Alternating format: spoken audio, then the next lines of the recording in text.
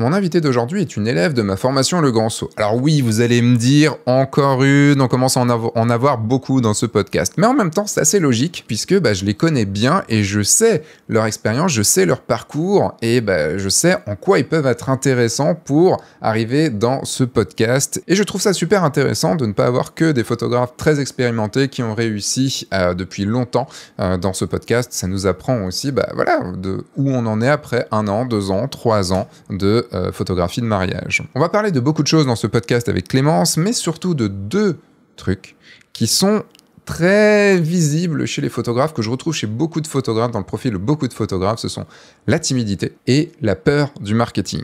Et c'est entre autres ce dont on va parler dans ce podcast, dans lequel j'ai le grand plaisir de recevoir la photographe de mariage Clémence Brache.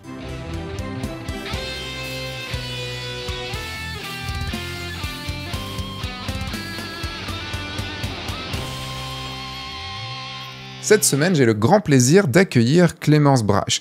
Et j'aimerais que vous la félicitiez déjà, parce que Clémence a beaucoup hésité à dire oui à mon invitation sur ce podcast, tout simplement parce qu'elle est timide et qu'elle a beaucoup de mal, a beaucoup peur de se mettre en avant. Et c'est aussi pour ça que je voulais l'inviter sur ce podcast, parce que c'est quand même compliqué d'être photographe de mariage et timide. Et le truc, c'est qu'on est beaucoup à l'être. Oui, je me mets dedans parce que, vous avez dû l'entendre si vous écoutez ce podcast depuis quelques temps, je suis un grand timide, en tout cas j'étais un très grand timide, je suis toujours un timide. Vous vous dites mais non, c'est pas possible, Seb, on t'écoute tout le temps, on te voit sur YouTube. Oui, mais moi je parle là juste à une caméra et un micro, donc c'est beaucoup plus facile, mais en tout cas dans la vie de tous les jours, je suis un timide. Et alors peut-être pas autant timide que Clémence, mais quand même. Et c'est ce dont on va parler donc dans ce podcast avec Clémence, même si on va parler d'autre chose que de la timidité. On va parler de son parcours jusqu'à être photographe de mariage, et notamment de son passage en BTS photographie, parce que c'est rare aussi d'avoir, que ma deuxième invitée qui est passée par une formation photographe, un BTS photographie. On va également parler de comment elle a fait pour accepter que le marketing c'était le bien et que ça allait pouvoir lui servir, parce que ça non plus c'est quelque chose de vraiment pas évident. Et on parlera aussi de certaines particularités de son site, notamment le fait qu'elle ait une vidéo de présentation, mais surtout aussi qu'elle ait choisi le tutoiement. Et c'est quelque chose qui est assez compliqué pour moi, vous allez voir, on va en parler. Et avant de poser à Clémence ma question habituelle qui fait flipper, je vais vous parler du mail. Bon, vous commencez à le connaître, le mail, c'est 2 à 3 mails par semaine que je vous envoie. Et d'ailleurs, vous avez pu entendre parler de Clémence dans un mail il n'y a pas très longtemps, il y a quelques semaines, en tout cas là, à l'heure où j'enregistre cette podcast, tout simplement parce que je vous parlais du fait d'avoir une vidéo de présentation sur son site et je vous donnais l'exemple, je vous mettais un lien du site de Clémence pour vous donner un exemple. Donc vous avez pu voir déjà l'intro de Clémence, la présentation de Clémence dans dans les mails du guide du photographe de mariage. Pour vous inscrire au mail et recevoir tous les nouveaux mails qui vont arriver, dans lesquels vous aurez plein d'informations, plein d'anecdotes, plein de photos, plein de conseils, d'astuces, vraiment un truc qui dure 1 à 2 minutes à lire 2 fois par semaine, qui vous donne le peps, qui vous donne le sourire et qui vous fait travailler les méninges. Vous avez le lien dans la description, vous allez sur le guide du photographe de mariage.fr/le mail, tout attaché, et vous pouvez vous inscrire et recevoir directement les mails quand ils vont arriver. Et maintenant, je vais laisser la place à Clémence avec la question qui fait pâlir tout le monde qui arrive dans ce podcast. Et donc maintenant, on commence toujours le podcast par la très belle question qui est: est-ce que tu peux me faire ton elevator pitch, s'il te plaît, Clémence? Oui, allons-y. Bon, alors, c'est pas le moment le plus évident pour moi. Donc, je m'appelle Clémence Brache. Moi, je suis photographe près de Nancy, donc dans le Grand Est. Je photographie principalement des mariages. J'essaye d'axer mon travail sur 2 mots-clés qui sont la douceur et la bienveillance. Et tout ça en gardant des couleurs plutôt naturelles qui vont vraiment remettre l'ambiance du moment et pas essayer de trafiquer l'authenticité de ce qui s'est passé. Voilà, très bien, t'as réussi, bravo. Oui. C'est toujours la question qui est compliquée. Donc déjà, tu vois, c'est bien déjà avec cette introduction, cet elevator pitch. Déjà, on est en train de tacler tout ce qui est Moody et tous les autres, puisque tu as bien mis le côté « moi, je fais du couleur naturel ». Et oui, bah oui, non, moi j'ai pas de pattes. Là, non, je taquine tout le monde, évidemment. C'est juste. J'aime bien faire des petites taquineries. Et surtout, comme je sais qu'on va aborder le sujet de la timidité, le sujet de la confiance en soi et tout, j'aime bien en plus te taquiner toi, parce que je sais que ça marche très, très fortement. Toujours, toujours. T'as dit un mot ta présentation, c'est la bienveillance. Est-ce que tu peux nous dire pour toi ce que c'est, quelle définition ça a, puisqu'en fait on utilise ce mot maintenant, je trouve, à tire-larigot, et je voulais savoir ce que pour toi ça voulait dire. En mode définition du Larousse ou dans mon métier, qu'est-ce que ça veut dire? Dans ta pratique, dans ta façon de voir la vie, d'être avec tes clients, et puis le Larousse, j'invite tous les auditeurs et les auditrices à aller l'ouvrir. Bah, à mon sens, en tout cas, c'est déjà d'être à l'écoute des autres, d'être empathique. Et bienveillance aussi dans le sens essayer de toujours mettre à l'aise les personnes en face de moi. Même si des fois moi je suis pas à l'aise, mais j'essaye de pas le montrer, de le garder à l'intérieur, pour justement que les personnes en face se sentent bien et ne se crispent pas, parce que surtout en photo, c'est pour moi ça qui est vraiment le plus important. Et ouais, je dirais juste être à l'écoute des gens et éventuellement de leurs peurs, de leurs doutes, pour justement vraiment toujours les mettre à l'aise et les faire se sentir bien. Je pense que c'est ça. Et comment tu es à leur écoute? Comment tu arrives à ressentir tout ça? Ils te le disent? Tu poses des questions? Comment ça se passe? Il y a déjà pas mal de ressentis personnels parce que, enfin, pour essayer d'expliquer, j'ai tendance à dire aux gens que je suis un peu une éponge à émotions. Que quand je vois quelqu'un pleurer, même si c'est pleurer de joie, je peux me mettre à pleurer de joie aussi juste en le regardant. Et du coup, déjà ça, en fait, le fait que moi je ressente une émotion en regardant une personne qui la ressent aussi, j'arrive à me mettre un peu à sa place et du coup un peu imaginer ce qu'il ressent. Et après, sinon, bah, je parle beaucoup et j'essaye de pas faire ah tiens, je suis photographe et toi t'es mon client ou mon futur marié, ou enfin voilà, et pas dire, enfin pas mettre vraiment dans des cases et plutôt justement que ça soit une discussion pour essayer de mettre à l'aise. Donc des fois ça marche plus ou moins selon les personnalités, etc. Mais en tout cas c'est ce que j'essaye de faire. Est-ce que tu peux t'avoir en tête un exemple? Tu peux nous parler d'un exemple que tu as pu avoir sur un mariage, de moments comme ça, un petit peu peut-être délicats dans le côté émotionnel, et comment tu as réussi je sais pas, par exemple, quelqu'un qui a pu être pas forcément triste, mais très très ému, et que pendant un moment où tu étais avec, et comment tu as réussi à aborder les choses pour qu'on comprenne un petit peu cette façon de faire. Alors j'ai peut-être un exemple, je sais pas si c'est forcément très représentatif, mais c'est ce qui me vient là. J'ai eu un mariage cet été où c'était à la mairie, dans le village où le marié avait grandi avec toute sa famille. Enfin, donc je sais plus si c'était la mère ou l'adjointe au maire qui présentait, mais qui du coup le connaissait bien et a fait un discours un peu émotionnel. Et le marié avait perdu sa maman. Enfin, c'était vraiment quelque chose d'assez fort en émotion en parlant d'elle. Et je me suis un peu posé la question, enfin comme je voyais que tout le monde se mettait à pleurer parce que tout le monde la connaissait bien, que c'était encore assez récent, je me suis un peu posé la question de est-ce que je fais des photos, est-ce que je les fais pas parce que peut-être c'est un peu indélicat, mais en même temps bah ça fait partie du moment. Et je me suis dit bah de toute façon je vais faire les photos et puis on verra bien. Et en fait je voyais que certaines personnes pouvaient être légèrement gênées ou me regarder et se disaient ah elle fait des photos, le marié j'ai vu qu'il m'a jeté un tout petit coup d'œil, mais je lui ai fait un sourire en montrant que tout allait bien et que c'était ok et que enfin et je pense pas qu'il y ait eu de soucis parce que dans les photos que je leur ai livrées, du coup j'en ai vu quelques-unes de ce moment-là, euh, avec notamment une où il y a la mariée qui lui tient la main genre vraiment en soutien, et celle-là je la trouvais vraiment trop trop belle. Peut-être que pour les gens qui n'ont pas l'histoire, ils comprendront pas nécessairement ce qui se passait, mais pour eux, je pense que ça a du sens. Donc dans ces cas-là, j'aurais tendance à dire que c'était de la bienveillance aussi de leur dire que c'était pas grave qu'ils pleurent. C'est pas évident, hein, ces moments. Moi, je sais que il y a toujours un truc à ces moments d'émotion, à ces moments de, plutôt évidemment sur des émotions plus négatives, tu vois, évidemment de tristesse, de repenser à une perte de quelqu'un ou des choses comme ça. C'est ce qu'on a le droit de photographier.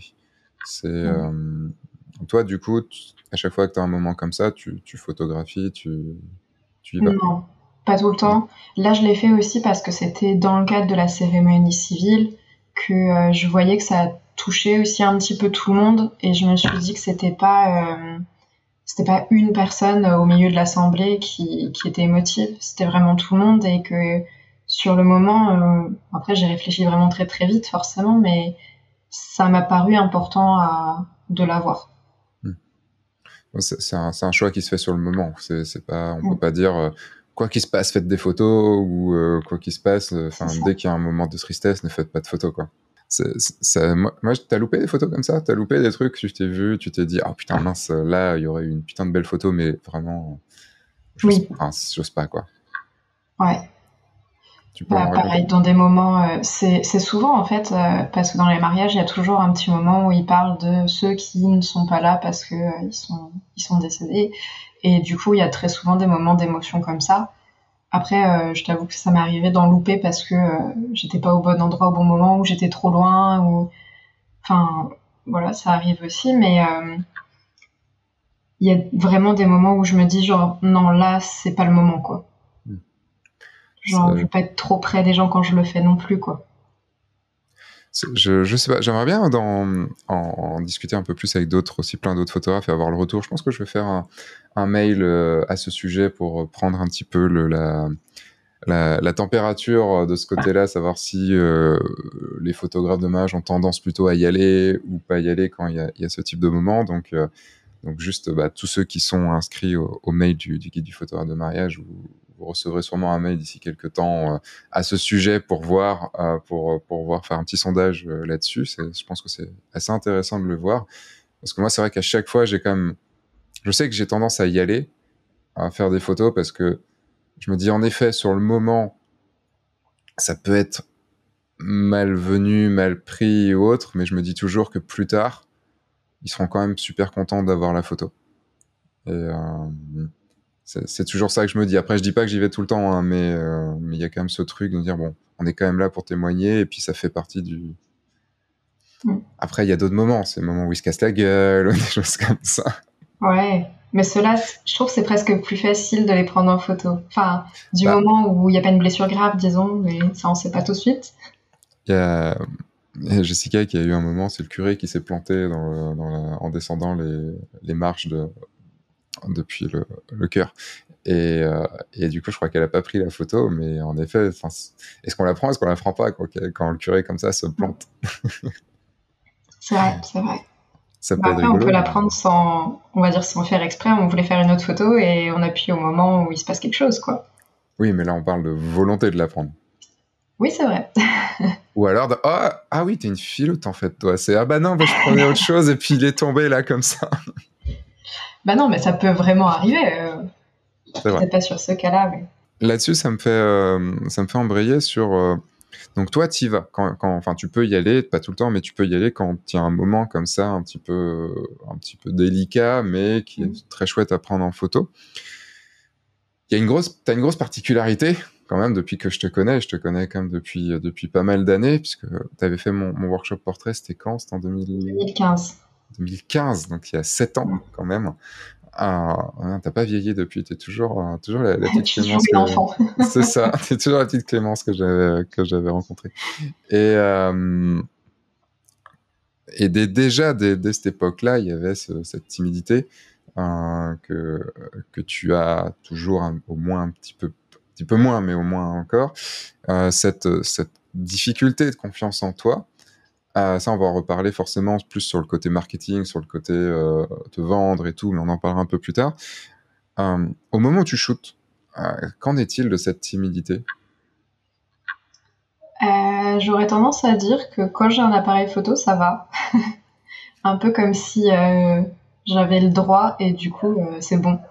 Mais je crois qu'on en avait même déjà parlé, ou c'était peut-être pendant un live, je sais plus, mais le fait de se sentir légitime quand on est à sa place de photographe et que bah, on a aussi l'accord des mariés d'être là et de faire des photos et justement de les avoir aussi briefés sur le fait qu'on veut faire des photos naturelles et que ce sera selon ce qui se passe. Et dans ces cas-là, je me sens un peu plus à ma place. Et je pense qu'en tant qu'invitée d'un mariage, alors ça n'a pas été souvent le cas jusqu'ici, mais en tant qu'invitée d'un mariage, je pense que je me sentirais beaucoup moins bien d'être, on va dire, proche ou d'être au milieu des gens. Mais en tant que photographe, ça va. Ok. Tu stresses quand même quand tu arrives sur un Oui, mariage évidemment. Ouais, beaucoup. et comment ça se passe enfin, est-ce que tu peux nous dire comment tu stresses avant, combien de temps tu stresses avant, enfin les intensités, et à quel moment du coup ça peut disparaître si ça disparaît? Alors, ça disparaît pas exactement. En fait, depuis genre vraiment toute petite, j'ai beaucoup d'anxiété. Donc vraiment à faire des crises d'angoisse, etc. Donc maintenant, heureusement, je commence à m'habituer un peu à faire des mariages et je fais plus une crise d'angoisse avant chaque mariage. Au début, tu faisais Heureusement. des crises d'angoisse avant? Ah ouais, à chaque. Parce que je me disais, il faut que je fasse les choses bien, et puis il faut que je me couche tôt pour être en forme, et puis j'arrive pas à dormir, et puis du coup je vais être pas bien demain. Et puis c'est un cercle vicieux. Mais bon, ça c'est comme ça que moi je manifeste mon stress. C'est toujours des cercles vicieux. Et là maintenant, ça va quand même déjà un petit peu mieux. Je stresse toujours, mais on va dire que c'est, j'allais dire du bon stress, mais peut-être pas quand même. Mais c'est plus un stress d'envie de bien faire et de rien oublier. Et du coup, au moins, ça me fait penser à tout. Jusqu'ici, j'ai pas eu de grosses catastrophes, de choses que j'ai oubliées sur un mariage, quoi. Hmm. Tu as des rituels un petit peu pour te déstresser avant le mariage? J'essaye plusieurs choses. J'essaye déjà de remplir la veille du mariage, de trouver quelque chose à faire, que ce soit perso ou pro d'ailleurs, pour essayer de pas trop penser, pour justement pas faire ce cercle vicieux. Et puis trouver quelque chose qui va faire que je serai fatiguée physiquement aussi le soir, pour m'endormir plus vite. Après, je sais pas si c'est vraiment des astuces, on va dire, mais j'essaye de trouver à m'occuper pour déjouer le truc, quoi. Non, si, c'est des astuces. Enfin, tu vois, moi, par exemple, j'ai beaucoup de mal à m'endormir. Enfin, en gros, si je me mets au lit et que je suis pas fatigué, déjà, quand je suis fatigué, je mets 1 heure à m'endormir. Alors, quand je suis pas fatigué, c'est chaud, quoi. Et en effet, enfin, au fur et à mesure, j'ai trouvé des astuces, des rituels qui font que je réussis à mettre le cerveau sur off et que enfin, et si j'ai pas ce rituel-là, par contre, c'est compliqué. Mm. Ton cerveau pense et ouais. Et du coup, ouais, ça va vraiment jusqu'au fait que tu planifies, enfin, que tu planifies le jour d'avant de remplir ta journée à fond pour vraiment absolument quasiment pas penser à ta journée du lendemain parce que sinon c'est l'angoisse qui monte, quoi. Ouais, bah alors c'est ce que j'ai mis en place depuis cet été parce que avant justement je trouvais pas trop de solutions. Et écoute, pour le moment ça a l'air de fonctionner. Après c'est peut-être pas une solution miracle, mais pour le moment ça marche. Ça apaise un petit peu l'esprit, ça fait penser à autre chose. Hmm. Et est-ce que le fait quand même que tu aies fait plusieurs mariages jusqu'à maintenant, t'as combien de mariages à ton actif? Je pense un peu plus d'une trentaine. Ok. Est-ce que le fait qu'il y ait cette trentaine de mariages derrière toi t'aide quand même à te dire, bon, comme tu as dit tout à l'heure, t'as pas eu de catastrophe majeure, t'as pas eu de, de moments où t'as vraiment merdé. Est-ce que ça t'aide ou pas? Est-ce Ça que tu arrives à m'aide le le rationaliser? jour J. Non, Ok. enfin le jour J, oui, parce que j'arrive un peu plus à lâcher prise et à me dire ça c'est bon, je sais que je sais le faire. Mais par contre, la veille ou avant d'arriver, non, je sais pas rationaliser. Je suis beaucoup trop stressée, beaucoup trop. Enfin, c'est très à l'intérieur. Je sais pas vraiment comment l'exprimer, mais c'est tellement à l'intérieur que je peux pas rationaliser. Hmm. Et quand tu arrives sur le mariage, tu sens que ça, enfin que comment ça évolue en fait On va dire que par exemple, t'as une demi-heure une trois quarts d'heure de route pour aller sur ton mariage. Le mariage commence, imaginons, à midi. Donc tu pars de chez toi, je sais pas, il est 11h ou un peu avant. Et en gros, est-ce que tu peux nous expliquer comment ça se passe en fait dès que tu te lèves le matin et tes niveaux de stress? En fait, je suis désolé, je te pose ces questions-là. Tu me dis si je vais trop loin ou autre, mais je sais que t'es pas la seule et je sais et on en a pas vraiment parlé avec d'autres personnes sur ce podcast et c'est pour ça que je me permets de parler de ce sujet parce que le stress c'est quelque chose de très présent chez nous les photographes on est beaucoup à stresser et donc là toi, du coup, comment évolue ton niveau stress donc le moment où tu te lèves, parce que quand même, tu as réussi à dormir, j'espère en tout cas. Des fois. et jusqu'au mariage, et puis même pendant le mariage, comment ton niveau de stress évolue? Alors, par étapes. Déjà, quand je me lève, généralement, je n'ai pas très faim, hein, du coup. Mais j'essaie quand même de me forcer toujours à manger quelque chose. Mais c'est un petit peu niveau de stress estomac noué. Un peu l'envie irrépressible de faire plein de choses, mais en même temps de faire rien à la fois. Donc j'essaie toujours de préparer mes affaires la veille. Parce que je sais très bien que je pars un peu dans tous les sens le matin. C'est genre, ah tiens, je vais prendre mon appareil photo. Ah, puis il faut que je prenne une batterie. Et du coup, je laisse l'appareil photo à un endroit. Et en fait, je pars un peu trop dans tous les sens sinon. Après, j'essaye aussi de me faire un peu finalement des rituels. Comme tu disais tout à l'heure, j'avais pas forcément fait le rapprochement, mais le fait de mettre une batterie bien chargée dans l'appareil, mettre une carte mémoire vide, synchroniser les deux boîtiers, tout ça, et de le faire dans un ordre précis. Donc je pense que c'est une sorte de rituel finalement. La chaussette gauche, toujours, avant la chaussette droite. Écoute, j'en suis pas là, ou en tout cas je l'ai pas réfléchi. Après, en fait, là, les mariages que j'ai eus, généralement, c'était vraiment genre je me lève, je me prépare et je pars direct. Donc je dirais qu'après l'étape suivante, ça serait le trajet. Sur le trajet, j'ai un peu des vagues selon la longueur du trajet. Des vagues où je me mets souvent de la musique pour essayer aussi déjà de me mettre en forme et de me booster, de mettre dans un mood aussi un petit peu festif. Et si c'est des bonnes musiques qui passent, bah ça va. Et si d'un coup il y a une musique un petit peu plus calme, là je me remets à penser à quelque chose et puis après ça repart. Mais c'est vraiment en vague, je dirais. Tu laisses de la musique aléatoire, donc du coup, aléatoire sur ton humeur ou tu as une playlist Bah, j'ai une voiture qui est pas extrêmement moderne. Je peux pas brancher le téléphone. C'est soit des CD, soit la radio. Donc j'ai des CD, mais il y a toujours des fois des musiques un tout petit peu plus calmes dedans. Ou alors c'est la radio, mais voilà, du coup je peux pas du tout contrôler ce qu'il y a, ce qui passe. Donc voilà, je fais un peu comme ça vient. J'essaye de pas me prendre la tête trop là-dessus non plus. Et dernier coup de stress, c'est quand j'arrive sur le lieu. Et je dirais principalement quand c'est un lieu que je connais pas ou que je vais directement chez les gens, parce que j'ai quand même toujours ce truc de timidité qui revient, ou aussi je veux pas gêner, je veux pas... déjà, je me gare quelque part, j'ai toujours peur de gêner une voiture, de pas être au bon endroit, d'être dans le passage pour quelque chose que j'avais pas pensé. Donc j'ai toujours une petite montée de stress à ce moment-là. Et puis après, je dirais qu'une fois que j'y suis, une fois que j'ai sorti les appareils photo, c'est un peu l'expression fake it till you make it.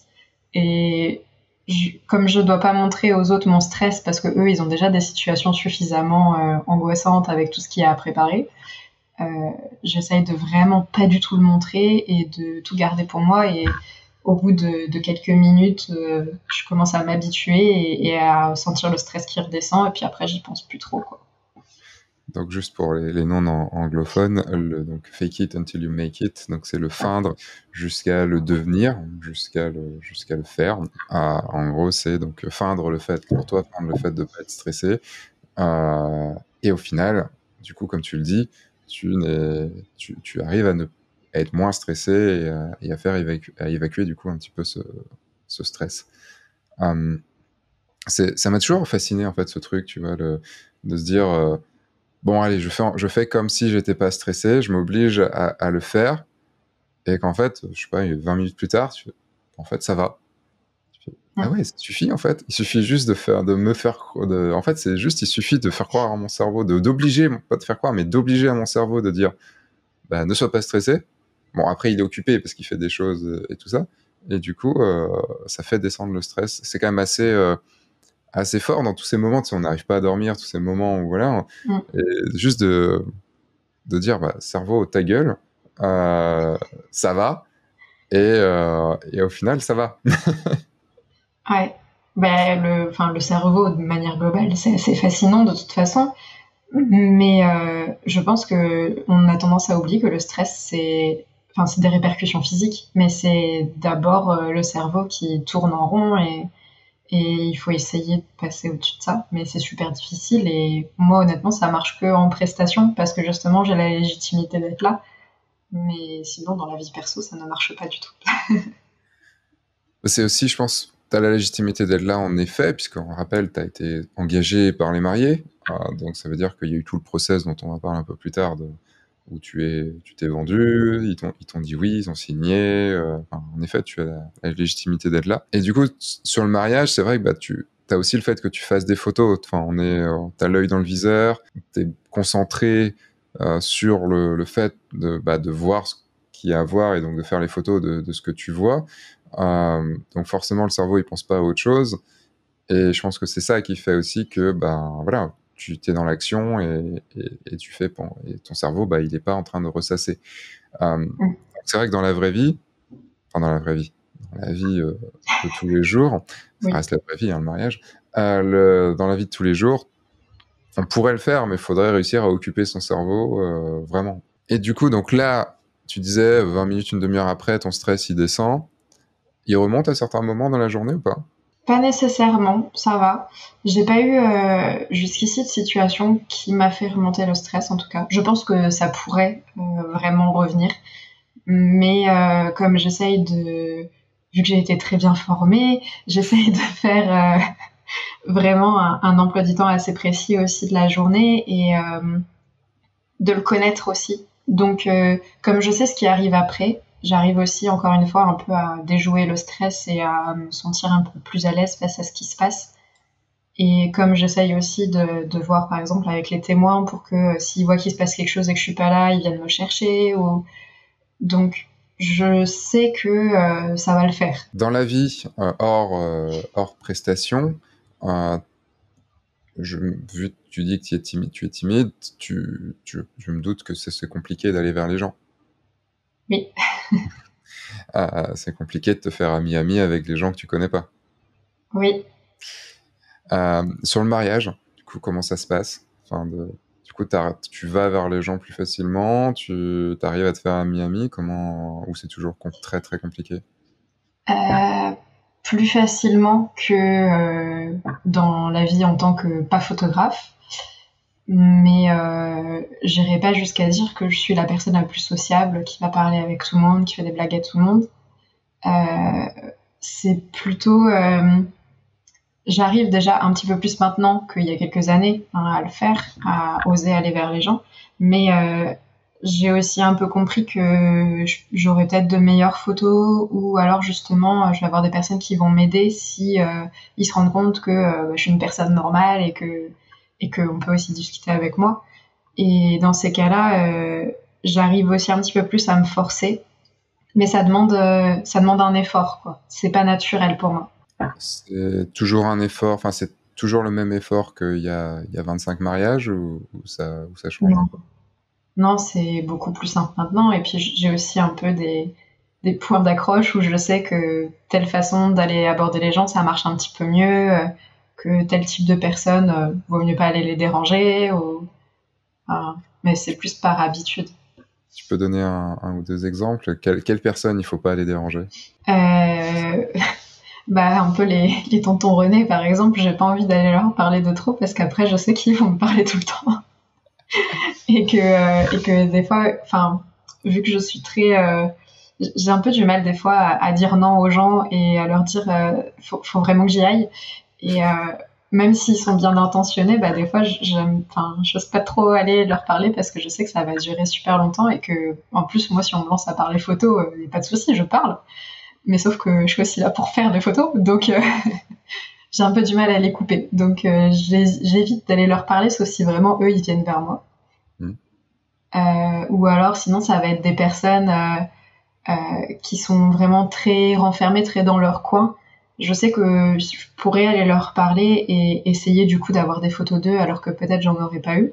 Mais comme je me mets aussi à leur place parce que c'est un peu comme ça que je serais sûrement à leur place, je me dis qu'il y a des moments où on a juste pas envie d'être dérangé et que c'est pas... Enfin, je préfère dans ces cas-là les avoir en photo, mais faire une photo de loin et tant pis s'il n'y en a pas une, on les voit beaucoup plus, quoi. Et tu dis, je me mets à leur place et voilà comment je réagirais. Est-ce que si quelqu'un venait t'aborder, enfin si le ou la photographe venait t'aborder, mais avec un grand sourire, avec même pas forcément une petite blague, mais avec un bon mot, avec bienveillance, comme tu disais tout à l'heure, et tout ça, est-ce que du coup ça te gênerait tant que ça en tant qu'invité? Je sais pas exactement. Je pense, ça dépendrait de la situation vraiment, mais alors sûrement dans la plupart des situations, genre pendant le cocktail, pendant que tout le monde se balade, on va dire, passe de groupe en groupe, ça me dérangerait pas. Mais il y a d'autres moments où je me dirais plus, genre, si je passe, par exemple, je suis déjà dans une conversation avec des gens et que on vient me voir en plus, enfin, j'ai pas envie d'avoir une autre interaction, disons. Oui, après, là, on était plus dans le cas où tu étais dans ton coin à parler avec personne. Enfin, c'était la situation qu'on avait Oui, c'est vrai. décrite juste avant. Je suppose que non, mais ouais, je sais pas. Pour le moment, c'est pas. J'arrive à aller voir des personnes peut-être légèrement timides, mais pas ceux qui sont vraiment renfermés dans un coin. C'est marrant quand même ce truc. Moi, ça me fait toujours aussi halluciner parce que j'ai la même chose dans la vie de tous les jours. C'est très compliqué pour moi d'aller vers les gens. Bon, de moins en moins, mais c'est toujours quand même très compliqué. Alors que sur un mariage, tu as pu le voir parce qu'on a fait un mariage ensemble. Je vais vers les gens et je vais beaucoup plus facilement vers les gens et même j'aime ça. Le pire, c'est ça. C'est que j'ai commencé à aimer ça, à aller discuter avec les gens et à dire bon ben, tu sais, j'arrive et bon ben on discute. L'abordage vraiment très rentre dedans direct. C'est direct, c'est bon ben on discute. Et et du coup ça se passe chez toi aussi. Enfin, le fait que dans la vie de tous les jours c'est très compliqué, alors que sur un mariage c'est de moins en moins compliqué. Et c'est cet appareil photo en fait qui change les choses. C'est ta mission. C'est ça.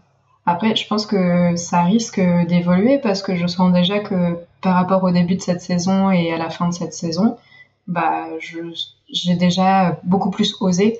Donc, si ça se trouve, l'année prochaine, je répondrai différemment à la question, quoi. Mais je pense que c'est quelque chose qui se travaille aussi au fur et à mesure parce que on prend confiance en ce qu'on fait, on prend confiance au fait en fait, on dérange pas si on va voir les gens, quoi. D'où elle vient cette timidité? Alors, pas obligé de raconter ton enfance, tout ça et tout, hein, mais est-ce que d'où elle vient cette timidité, cette du coup non confiance en toi? Est-ce que c'est quelque chose que tu as depuis tout le temps? Est-ce que ça a évolué? Non, ça vient depuis toute petite. Enfin, depuis, je pense, l'école primaire. Parce que je pense, de toute façon, tout le monde le sait, hein, les enfants, c'est pas sympa entre eux. Et du coup, bah, j'étais pas forcément la populaire de l'école. Donc, j'étais assez souvent seule ou quand j'avais des amis, c'était pas forcément des amis. Enfin, voilà, c'était pas des personnes très sympas. Et du coup, j'avais l'habitude d'être toute seule dans mon coin. Donc, il n'y avait pas besoin d'aller vers les autres ou de faire le premier pas. Donc, je pense que c'est un peu resté. Et puis, il y a toujours aussi le fait de se dire, quand tu es au collège et qu'on te dit qu'est-ce que tu veux faire plus tard et que tu dis photographe et que les gens te disent non, mais ça, c'est pas un métier, qu'est-ce que tu veux faire plus tard? Bah du coup ça t'aide pas à gagner en confiance en toi, quoi. Donc ça commence à arriver tranquillement maintenant, mais vraiment tranquillement. Je pense qu'il y a beaucoup de travail encore à faire. Et donc forcément, quand il a fallu choisir vers où tu allais après le bac, tu as forcément été vers d'autres études que la photo. Bah non. C'est peut-être la seule fois où j'ai pas écouté ce qu'on me disait et ce que la société me disait de faire. Hein. Et comment t'as eu ce sursaut de volonté de dire non, c'est ça que je veux faire et j'y vais? Honnêtement, je sais pas. Je pense qu'il y a un côté ado rebelle, alors que j'étais pas nécessairement très rebelle hein, comme adolescente, mais il y avait un côté on me dit non, tu peux pas faire ça. En plus, j'avais des bonnes notes et j'étais en bac S, alors tu comprends, il faut que je fasse fac de médecine ou fac de sciences, évidemment. Et je me suis juste dit, mais ouais, mais si j'ai pas envie de faire ça, en fait, je vais faire autre chose. Et je pense que le fait que j'ai aussi des grands frères et sœurs qui soient passés par là et qui eux aussi ont eu le droit de faire ce qu'ils avaient envie de faire, bah j'avais aussi on va dire des exemples de me dire que je suis pas obligée de suivre le chemin tout tracé que tous mes profs du lycée me disaient de suivre. Donc t'es partie. Donc t'as fait quoi? J'ai fait des études en ornithologie. Quoi? Voilà, exactement. Du tout. Non, je suis partie en BTS photo dans les Vosges en plus. C'est incroyable. Waouh. Mais après toi, tu vivais quand même à côté de Nancy ou Ouais, j'étais déjà originaire de Nancy. Et le BTS, donc ça c'était fait dans les pas très Vosges, loin. paumé dans les Vosges ou... Oui. Enfin, Ok. les Vosgiens vont me dire que Saint-Dié-des-Vosges, c'est une grande ville, mais c'est une petite ville globalement, et c'est un petit peu paumé, c'est-à-dire qu'il y a vraiment, enfin, autour c'est des petites villes, c'est des petits villages, c'est pas une métropole, disons. C'est une ville où tu peux tout faire à pied. On vient de se faire des amis chez tous les Vosgiens. Non, je vous aime les Vosgiens. Donc ouais, t'as fait un BTS photo. Comment ça s'est passé? On a déjà parlé une fois dans ce podcast du BTS photo. On avait Élise Julliard qui a fait aussi un BTS photo, ce qui est assez rare hein, quand même dans le monde des photographes de mariage. Comment ça s'est passé pour toi? Super bien. Ça a été un peu, on va dire, la confirmation que c'était ce que j'aimais faire. Et autant il y en avait dans ma promo ou même dans les promos d'avant ou d'après qui étaient un peu étonnés presque que ça soit autant de la photo. Genre même les cours généraux qu'on avait, par exemple en anglais, c'était de la photo en anglais. Enfin, vraiment tout était axé photo. Quand on se voyait en dehors des cours, on se voyait pour faire des photos, on apportait nos appareils pour se voir et se faire des souvenirs. Et ça peut être... je pense que si ça te plaît pas vraiment, ça peut être un peu démotivant. Mais moi, au contraire, ça a été vraiment l'effet inverse. Ça a été presque la révélation de « Waouh, mais on peut faire tout ça, c'est trop bien ». Donc c'était vraiment la confirmation que j'avais raison de ne pas avoir suivi ce que les conseillers d'orientation me disaient. Et c'est combien de temps? 2 ans? 3 ans? C'est ça, ouais. 2 ans. 2 ans, ok. Mais ça te forme au métier de photographe, mais du coup, le métier de photographe est ultra vaste. Est-ce que tu as su dans quelle spécialisation tu voulais aller? Comment ça s'est... Oui et non. En fait, ça te forme au métier de technicien photographe, on va dire. Parce que BTS, c'est brevet de technicien supérieur. C'est pas de l'artistique. C'est pas, on va pas te faire développer ton œil artistique. Un petit peu parce qu'on a des cours de culture photo, par exemple, culture visuelle, de peintre, etc. Mais le but, c'était plus de vraiment comprendre la technique. Et quand je dis technique, c'est vraiment à fond, genre... on a vu le fonctionnement d'un capteur et des photosites à l'intérieur et de qu'est-ce que ça veut dire sur le bruit quand on augmente la sensibilité, des choses comme ça. Et pas juste le triangle d'exposition, disons.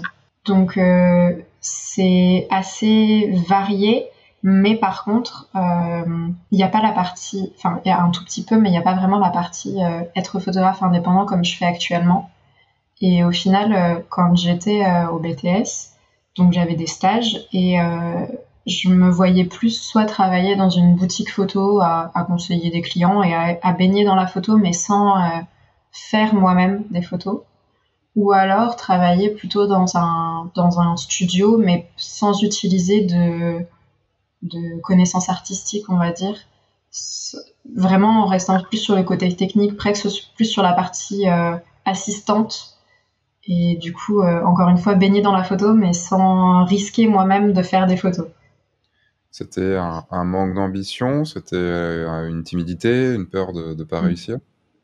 Bah oui, manque de confiance en moi. Maintenant, je le sais. Mais manque de confiance en moi et je me disais que j'en étais pas capable en fait de faire mes propres photos et que par contre la technique ça c'était bon parce que j'avais un diplôme donc forcément c'est bon. Hmm. Mais ouais. C'est marrant cette histoire quand même de diplôme, de dire c'est bon, j'ai un diplôme, c'est que je vaux quelque chose. Moi ça m'étonne toujours parce que c'est quelque chose que j'ai jamais vraiment compris parce que je me suis toujours dit, tu vois, même quand j'ai fini mon école de cinéma, j'avais un diplôme, mais moi, il voulait tellement rien dire. Enfin, j'ai fait de la 3D. Je suis sorti de l'école, j'étais nul en 3D. Enfin, je me considérais comme assez nul en 3D, mais j'avais mon diplôme, tu vois.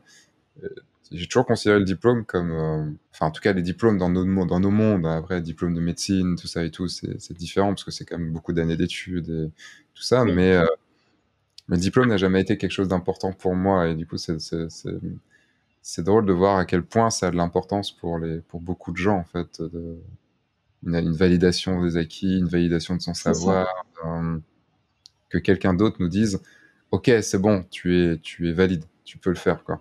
Mm. Ouais, Ah. je pense que j'avais besoin de cette validation, c'est forcément ça. Et ça fait combien de temps, du coup, que tu es sorti de ton BTS?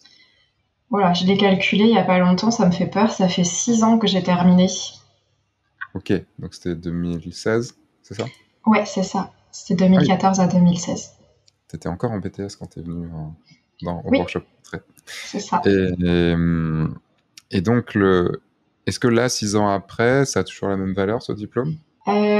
Oui, parce que, enfin, alors c'est plus la même valeur, on va dire, psychologique même pour moi, plus que la valeur pour les clients. Mais en fait, ça me rassure beaucoup parce que je sais que même face à une situation un peu complexe de lumière ou une situation où mon matériel d'un coup ne marche plus, comme j'ai eu toute cette base technique, j'arrive à être un peu plus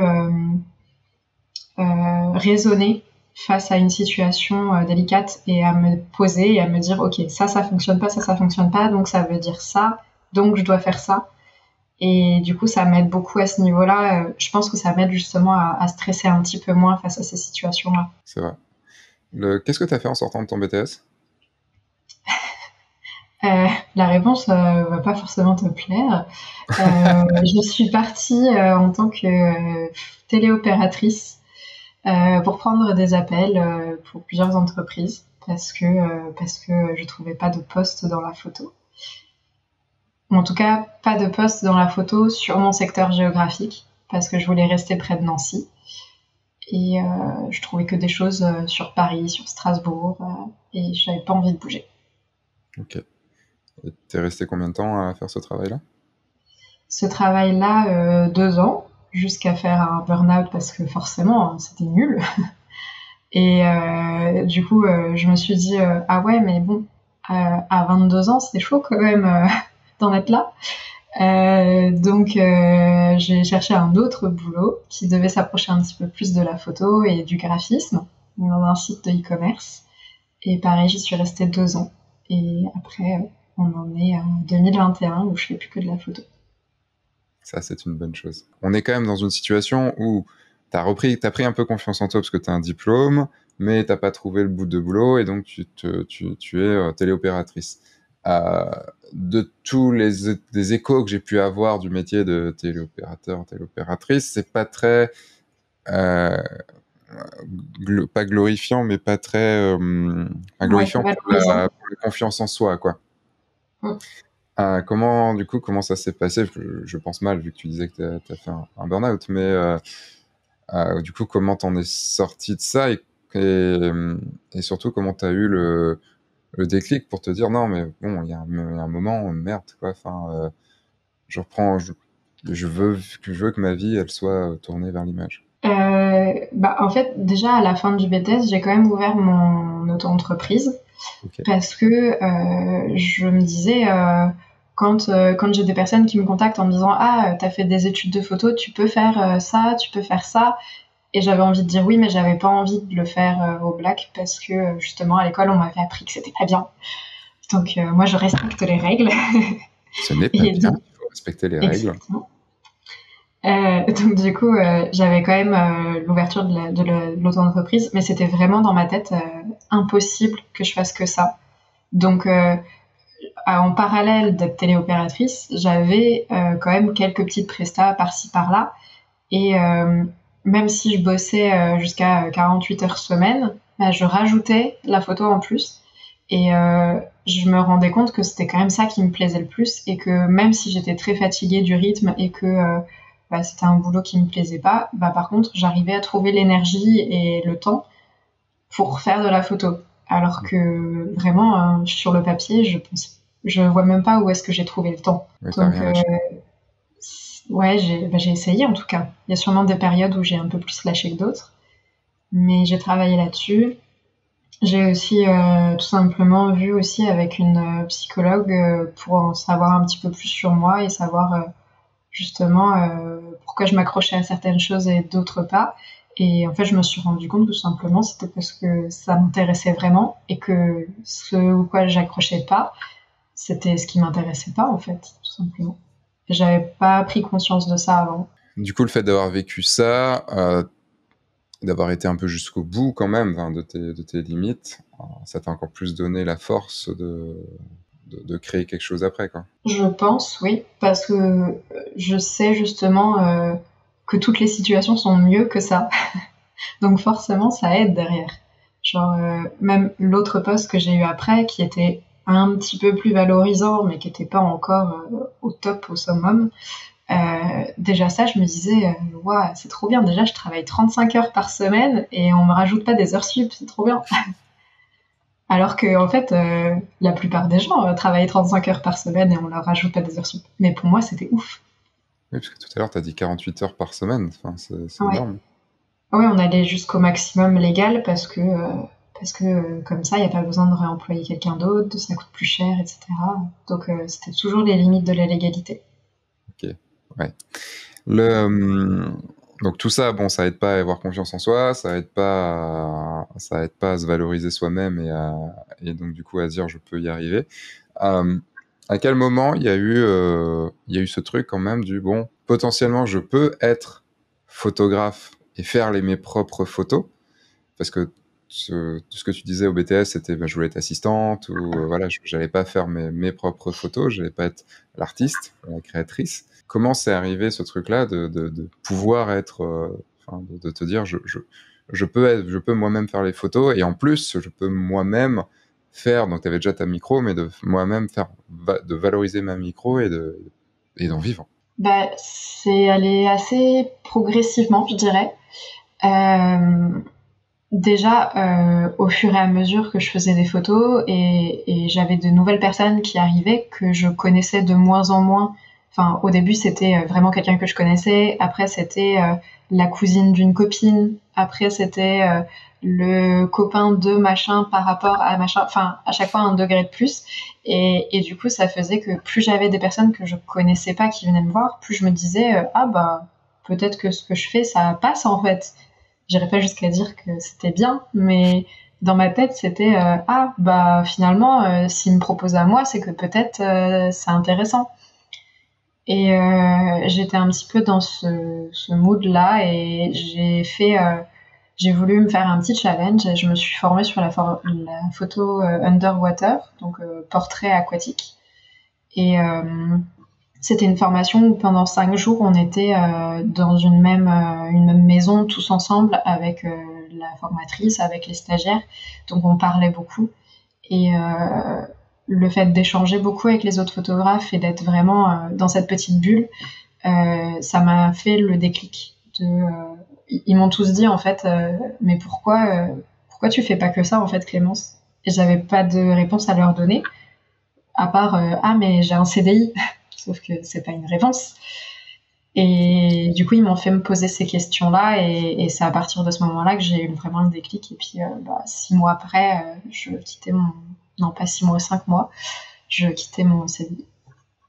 T'as quitté ton CDI à quel moment? Quelle date? La rupture conventionnelle, c'était le 24 décembre 2020. Donc juste après tes débuts dans le grand saut. Oui, c'est ça. C'était un peu au milieu, parce que la rupture conventionnelle, il y avait un délai, Hmm. le temps que je forme une personne qui me remplace, etc. Donc ça s'est fait. La formation, elle était, je sais plus si c'était fin août ou début septembre.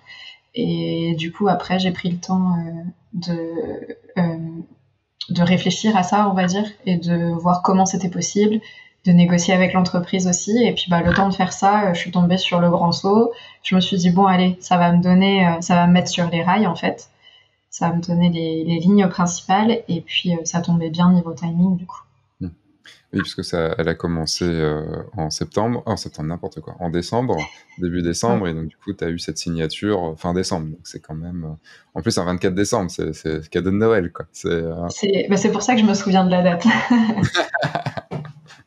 C'est bon, c'est mon cadeau, c'est ma nouvelle vie qui commence, c'est parti, quoi. C'est exactement ça, vraiment. En plus, tu sais, souvent à Noël, dans les bureaux, on quitte un petit peu plus tôt.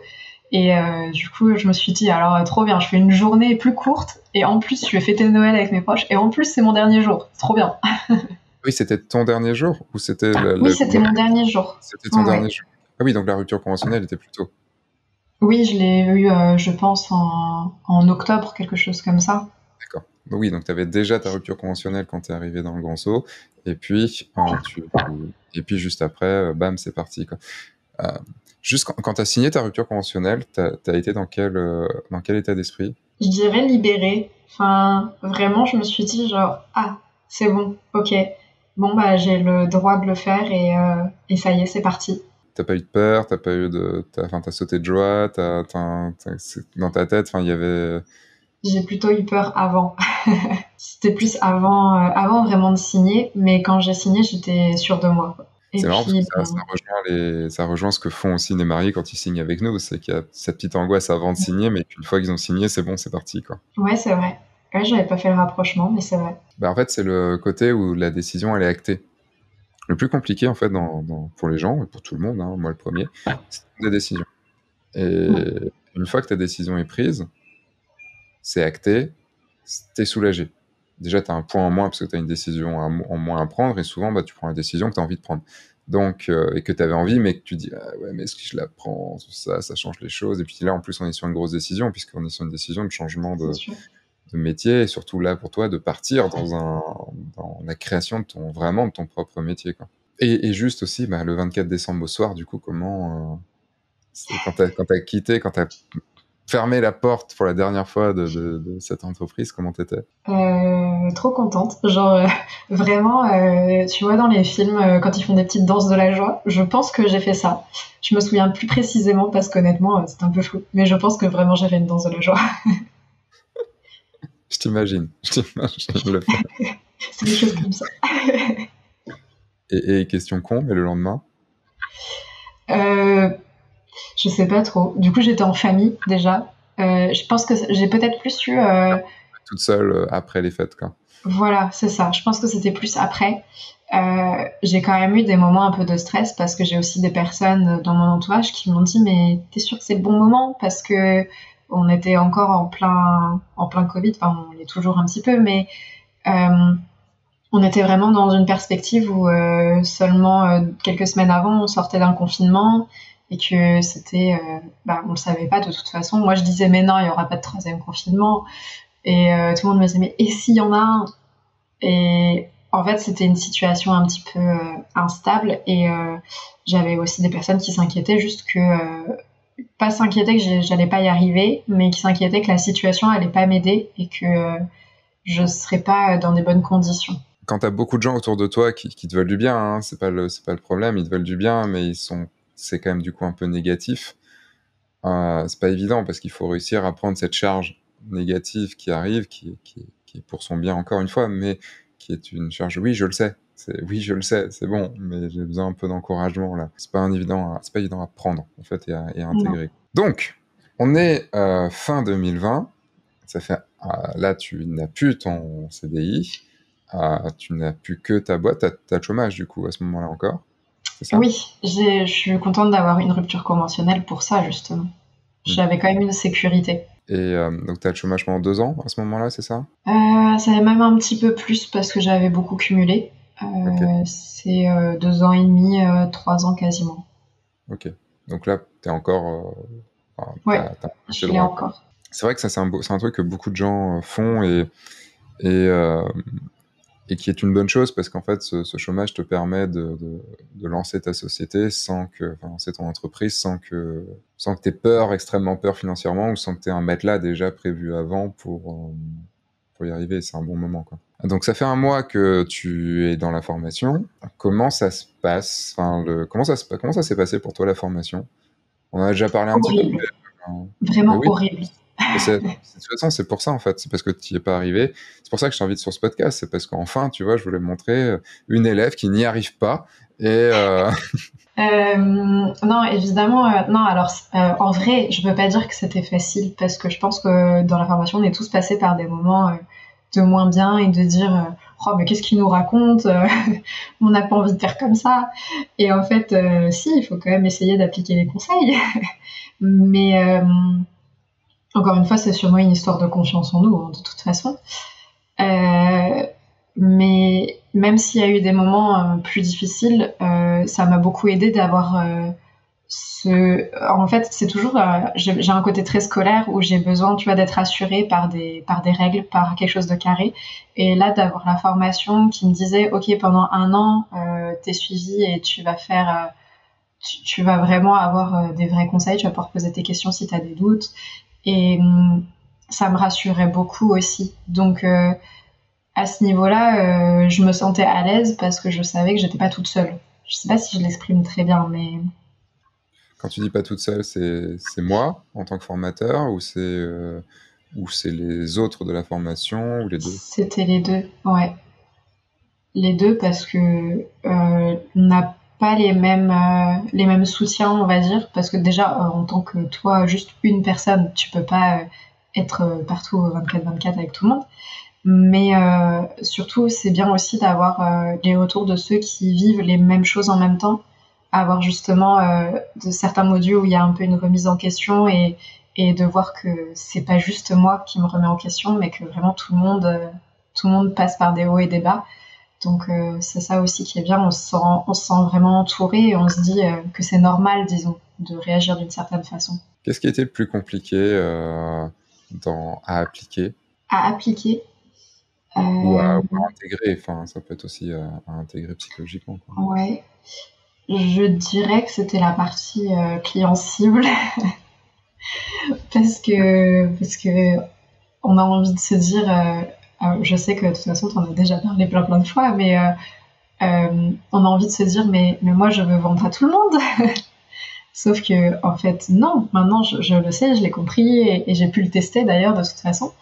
Mais on a tellement envie de bien faire et de pas louper un client parce qu'on se dit qu'après derrière il faut trouver d'autres clients encore et on se bute un peu à cette idée-là et je pense que c'est aussi une méconnaissance du marketing et de se dire justement que le marketing c'est vendre à tout le monde mais en fait c'est vendre aux bons clients et c'est quelque chose qu'on sous-estime un peu peut-être.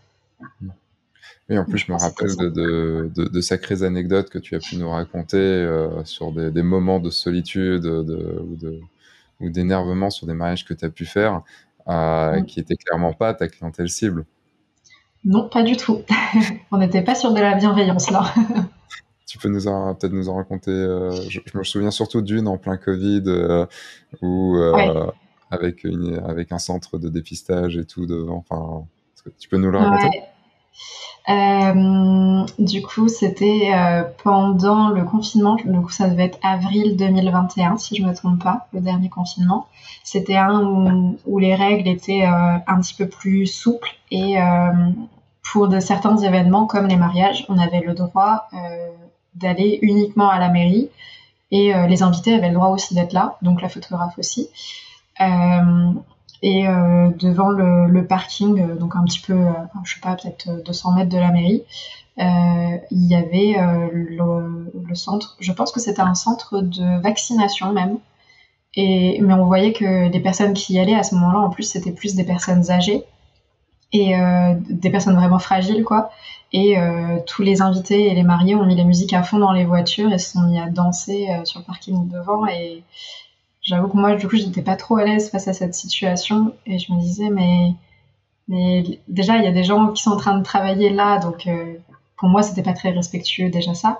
Mais c'était plus le fait de me dire, il y a des gens qui se battent contre une maladie là, et vous faites votre truc dans votre coin devant eux, en vous disant, on s'en fiche de tout, on met pas de masque, on fait tous des câlins, et puis on va faire une fête après, même si c'est pas autorisé, c'est pas grave, on s'en fiche, et enfin, du coup, j'étais pas trop à l'aise face à ça. Après, c'était une période aussi où j'étais pas trop à l'aise face à la situation sanitaire, donc ça a pas aidé. Mais moi, j'étais pas du tout dans le même mood et je me sentais très en décalage par rapport à ces mariés-là, en fait. Et maintenant, du coup, l'année suivante, puisqu'on est en 2022, du coup, cette année, ça a été comment au niveau de ta clientèle? Vu que tu as réussi, vu que tu as appliqué le conseil et que tu as de plus en plus resserré le client cible, hein. C'était beaucoup mieux, beaucoup mieux. Je pense que j'en avais encore quelques-uns qui s'éloignaient un petit peu trop, mais je pense que ça va me permettre à affiner pour déjà pour l'année prochaine et aussi pour moi affiner ce que je veux et ce que je veux pas. Parce que par exemple, je me suis rendu compte que c'était pas pour moi quand les gens se mariaient à l'église, mais ils se marient à l'église pas parce qu'ils sont croyants, mais ils se marient à l'église parce que c'est joli ou parce que c'est traditionnel. Et je comprends leur choix, ils font ce qu'ils veulent, mais pour moi, c'est pas aussi intéressant au niveau photo. Et je m'ennuyais un petit peu parce que forcément, il se passait rien, vu que pour eux, c'était pas, comment dire, c'était pas dans la foi qu'ils y allaient, ou c'était même pas tant important pour eux, en fait. Donc, je m'ennuie un peu niveau photo, tout simplement parce que j'avais rien à y faire, quoi. Donc bon, c'est quand même, du coup, tu as pu voir la réalité que le client cible, ça fonctionne, quoi. C'est ça qui... Et c'est ça oui, qui- voilà, appliquer les conseils. Tu disais, tout à l'heure, tu disais sur le fait d'appliquer les conseils que pas forcément, enfin, que d'appliquer et pas forcément faire à sa sauce, tout ça et tout. T'as eu du mal comment dire, à appliquer des conseils et, enfin, de se dire, ok, bon, je le crois, même si ça va potentiellement à l'encontre de ce que je peux penser ou de moi-même, je le crois et j'y vais. J'ai eu du mal, oui. C'est mon côté ado rebelle. Euh, Maintenant, non, mais pas trop de rebelle à l'époque, il faut l'être maintenant, c'est ça. bah voilà, c'est pour ça. Non, c'est surtout que comment l'exprimer? C'était pas. En fait, j'ai peut-être du mal, je pense, à appliquer un conseil si je comprends pas son utilité. Et autant je suis quelqu'un qui respecte les règles, qui est très très carrée, très rigoureuse, mais si je comprends pas une règle, je me pose vraiment la question de est-ce que je la respecte ou pas. Et du coup là pour les conseils c'est un peu pareil. Par exemple client cible, c'est un bon exemple parce que j'ai mis du temps à me rendre compte de l'importance que ça avait. Et du coup je le prenais peut-être un peu à la légère, mais je pense qu'on est tous passés par là, hein, des retours que j'ai pu avoir des autres. C'est le vilain marketing, donc il faut pas tomber dans le méchant marketing. Le marketing, c'est le mal. C'est ça. Parce que c'est vrai que j'en vois beaucoup, en fait. Et c'est quelque chose qui m'a exaspéré à un moment, mais maintenant, j'en fais. Il y a ce côté un petit peu rebelle de non, non, mais le conseil que tu viens de me donner, je vais pas le suivre. Je vais le faire autrement et ça se voit en fait, et ça se voit sur les résultats entre les élèves qui appliquent tout de suite et ceux qui passent par cette phase de non, mais je te mets au défi un petit peu, je vais faire autrement parce que voilà quoi, c'est après, en même temps, je comprends, je suis pareil sur plein de trucs. En fait, c'est là, tu fais de l'introspection et tu fais, ouais, non, moi aussi, je suis un connard de rebelle, de faux rebelle. On reprend, t'avais ce côté un peu peur d'y aller, de faire tes photos, de vivre de ça, t'as eu cette formation Underwater qui t'a permis enfin, où t'as eu ce déclic de dire ok, je vais y aller. C'était quoi la relation, Clémence, avec le marketing? Comment, parce que de tout ce que tu as dit, si tu viens me dire maintenant, bah, j'adorais le marketing et c'était quelque chose que je voulais absolument faire, je te croirais pas. Et puis tel que je te connais, je te croirais pas non plus. C'était du coup comment ça s'est passé cette rencontre Clémence marketing et et ce fait de se tourner autour un peu et de commencer à s'adopter un peu et de s'apprivoiser jusqu'à l'adoption. Mais j'adorais le marketing. Je ne te crois pas. Moi non plus. Vraiment, même moi, je me suis entendue le dire, je me suis dit non, pas du tout. Non, bah effectivement, en fait, je pense que je n'avais pas de relation avec le marketing, globalement. Genre, Même pas pour moi, honnêtement, peut-être même pas. Parce que... une téléopératrice qui est du gros marketing. Non, parce que c'était standard plutôt d'entreprise. Donc c'était pas... c'est plus des réclamations. Mais c'était plutôt... je me disais qu'il y avait ce côté société de consommation avec le marketing qui est juste là pour faire vendre les choses. Et en fait, je l'appliquais même pas tant à moi. Je me disais que moi, en tant qu'indépendante à mon compte, ça n'avait pas de lien parce que je suis pas une grosse multinationale. Donc c'est pour ça que je dirais que j'avais même pas de relation avec ça. Genre, j'aimais pas le marketing, on va dire, sur le reste parce que je le voyais comme du marketing agressif. Mais pour moi, en tant que photographe, ça n'existait pas, enfin, c'était même pas nécessaire.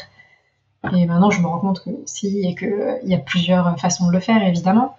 Mais à cette époque-là, en fait, je le savais même pas, je pense. Et du coup, ça a été facile du coup pour toi de commencer à appliquer du fait qu'il n'y ait pas cette réticence, qu'il n'y ait pas trop cette réticence, où il y a un moment, tu as compris que, ah merde, le marketing des autres, c'est aussi le marketing potentiellement que je peux faire. Et du coup, Ouais. cette non-relation que tu avais avant est d'un coup revenue vers toi. Pas forcément revenu vers moi, non. Après, je pense que je l'ai aussi compris quand je me suis posé les questions de quitter mon CDI pour faire de la photo. Je me suis dit, ok, mais si je fais ça, il faut que j'ai plus de clients parce que là, j'avais que des clients, on va dire, pour remplir les week-ends et potentiellement les soirées, mais c'est pas assez pour faire que ça. Donc, je me rendais aussi compte que si je voulais passer ce cap-là, il fallait que je trouve des clients autrement. Et j'ai commencé à réfléchir et je me suis dit que, en fait, trouver des clients, c'est faire du marketing, tout simplement. Donc, le fait aussi de lire le programme du Grand Saut et de voir un peu ce qu'il y avait dedans, je me suis dit, ah, mais oui, en même temps, forcément, j'ai besoin de ça parce que sinon, je pourrais pas en vivre. Et ça m'a aussi un peu aiguillée sur ce dont j'avais besoin. Même si encore à ce moment-là, je pense que j'avais même pas encore pris la décision de m'inscrire, mais ça me donnait un peu une liste, on va dire, des étapes nécessaires. C'est marrant parce que du coup, tu parles de la page donc, sur laquelle tu as vu tout ça et tout. C'est du marketing. Et c'est ça c'est ça qui est drôle, c'est que même ces podcasts, enfin, sincèrement, ce podcast est du marketing aussi. Et tout est du marketing. Et quand on voit, enfin, ce qui m'a rassuré, parce que j'étais comme toi, et tu le sais très bien, parce que j'en ai quand même pas mal parlé déjà. Enfin, le marketing pour moi, c'était le mal. Enfin, c'était non, jamais de la vie. Pourtant, j'en faisais parce que je vendais, mais c'était le mal. Et quand je vois maintenant, tu vois, enfin, du coup, moi, je te connais depuis pas mal de temps, je t'ai suivi aussi, je vois l'épanouissement aussi qui est arrivé, et je me dis voilà, bah, tout le marketing que j'ai pu mettre en place pour vendre ma formation Le Grand Saut. Vous voyez pas, mais j'ai fait un gros clin d'œil à la caméra. Et de fait, donc, de faire du marketing pour que tu t'inscrives à cette formation. Autre clin d'œil, fait en sorte, je suis en train de la gêner en plus à ce moment-là. Si vous êtes en train d'écouter, vous la voyez pas, mais je vois pas parce que la qualité est moindre quand j'enregistre. Voilà, vous la voyez sur YouTube bien, mais je crois que t'as rougi. Et c'est la même chose en fait. Quand je vois où t'es arrivé maintenant, je me dis, bah j'ai raison de le faire. Et c'est ça le truc en fait. C'est oui, en effet, bah, je vends une prestation, je vends une formation, je vends je gagne de l'argent grâce à ça. Après, l'argent, c'est loin d'être le mal, tout dépend ce qu'on en fait. Et elle me dit, voilà, c'est des choses qui me procurent du plaisir, et surtout qui me procurent le fait de me dire, ok, ça continue. Parce que ce que tu donnes aux gens, ben, ça leur sert. Et c'est exactement la même chose, je pense que t'as compris ça aussi, c'est exactement la même chose pour nos mariés. On fait connaître notre produit parce qu'on sait que notre produit, ou au moins on a tendance à le savoir au début, enfin c'est un peu plus compliqué au début, mais après on le sait, on sait que notre produit il est bon, on sait que notre produit, on va se donner à fond pour eux, on sait qu'on va tout donner, et qu'ils seront méga contents à la fin, et que si en effet on a fait un bon client cible et on a fait un bon casting, c'est-à-dire qu'on n'a pas d'erreur de casting de quelqu'un qui va ne pas aimer notre style. Enfin, il y a eu il y a pas longtemps dans la formation une élève qui s'est fait retoquer par une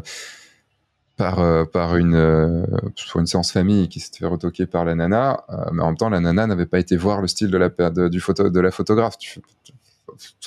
Tout est-ce que tu achètes sans regarder ce que tu vas acheter, quoi. Enfin, c'est comme si tu achetais un yaourt à la myrtille, alors que tu détestes la myrtille, c'est juste que tu n'as pas regardé quel yaourt t'avais pris, quoi. Enfin, c'est stupide, quoi. Et c'est ça, moi, ça m'a toujours aussi validé dans ce que je pouvais faire, et dans peut-être les actions et les mises en situation que je pouvais faire. Tu vois, ne serait-ce que faire un podcast comme ça où je parle avec toi qui a fait la formation. Bon, même si on apprend énormément de choses, et je pense que toute la partie sur la timidité au début va servir à beaucoup, beaucoup de gens. Il y a quand même ce truc, je t'ai invité aussi parce que tu as fait la formation et qu'on en parle, et que ça me permet de dire, ouais, la formation, elle marche, et voilà. Mais en même temps... Je croyais que j'étais la première pour qui ça marchait pas. Ah merde. On avait dit ça normalement, non ? La mèche. Maxime, c'est Maxime que vous connaissez sûrement, mais c'est le monteur de ce podcast. Maxime, si tu peux enlever la partie où je dis qu'elle a réussi, s'il te plaît. Alors, note de la rédaction, c'est une blague, tu laisses, hein, bien sûr. Et tu laisses l'intervention aussi où je t'en parle. Est-ce que tu as compris au fur et à mesure ce plaisir, pas ce plaisir, mais ce truc que tu apportais à tes clients ? Ouais, et en fait, j'ai surtout compris que il y avait différents types de marketing, et que ça existe clairement, hein, le marketing agressif et violent, que moi je n'aime pas et que j'ai pas du tout envie de faire.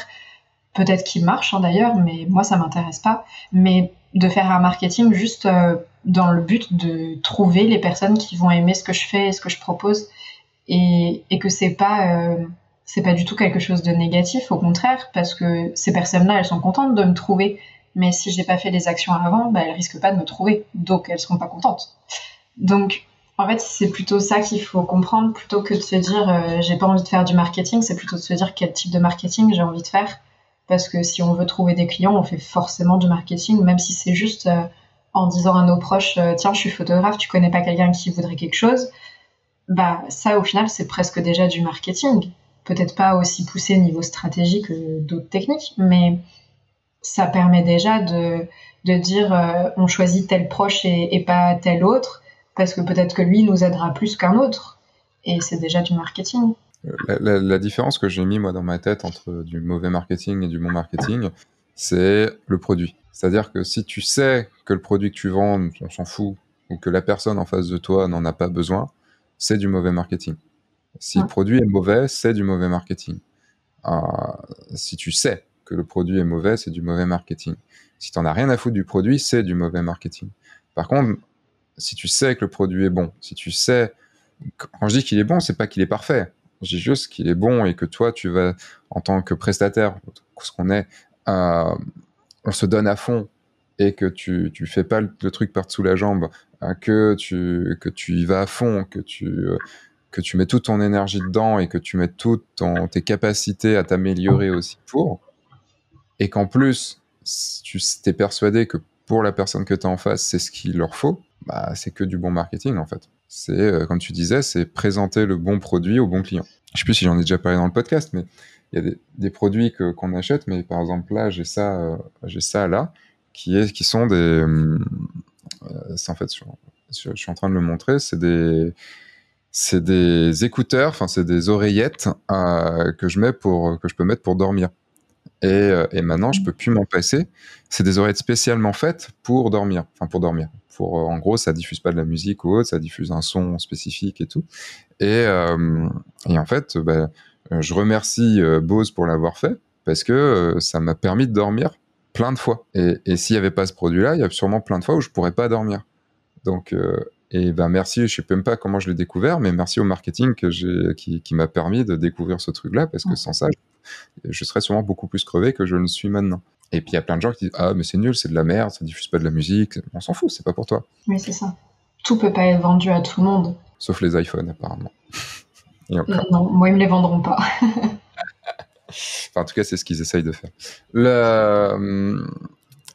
Qu'est-ce qui a été en gros, là maintenant, donc un an, quasiment 2 ans après, enfin un an et demi, plus d'1 an et demi après le début de la formation, qu'est-ce qui est pour toi la plus grosse force de la formation ? Le groupe, je pense. Le groupe de discussion sur Discord.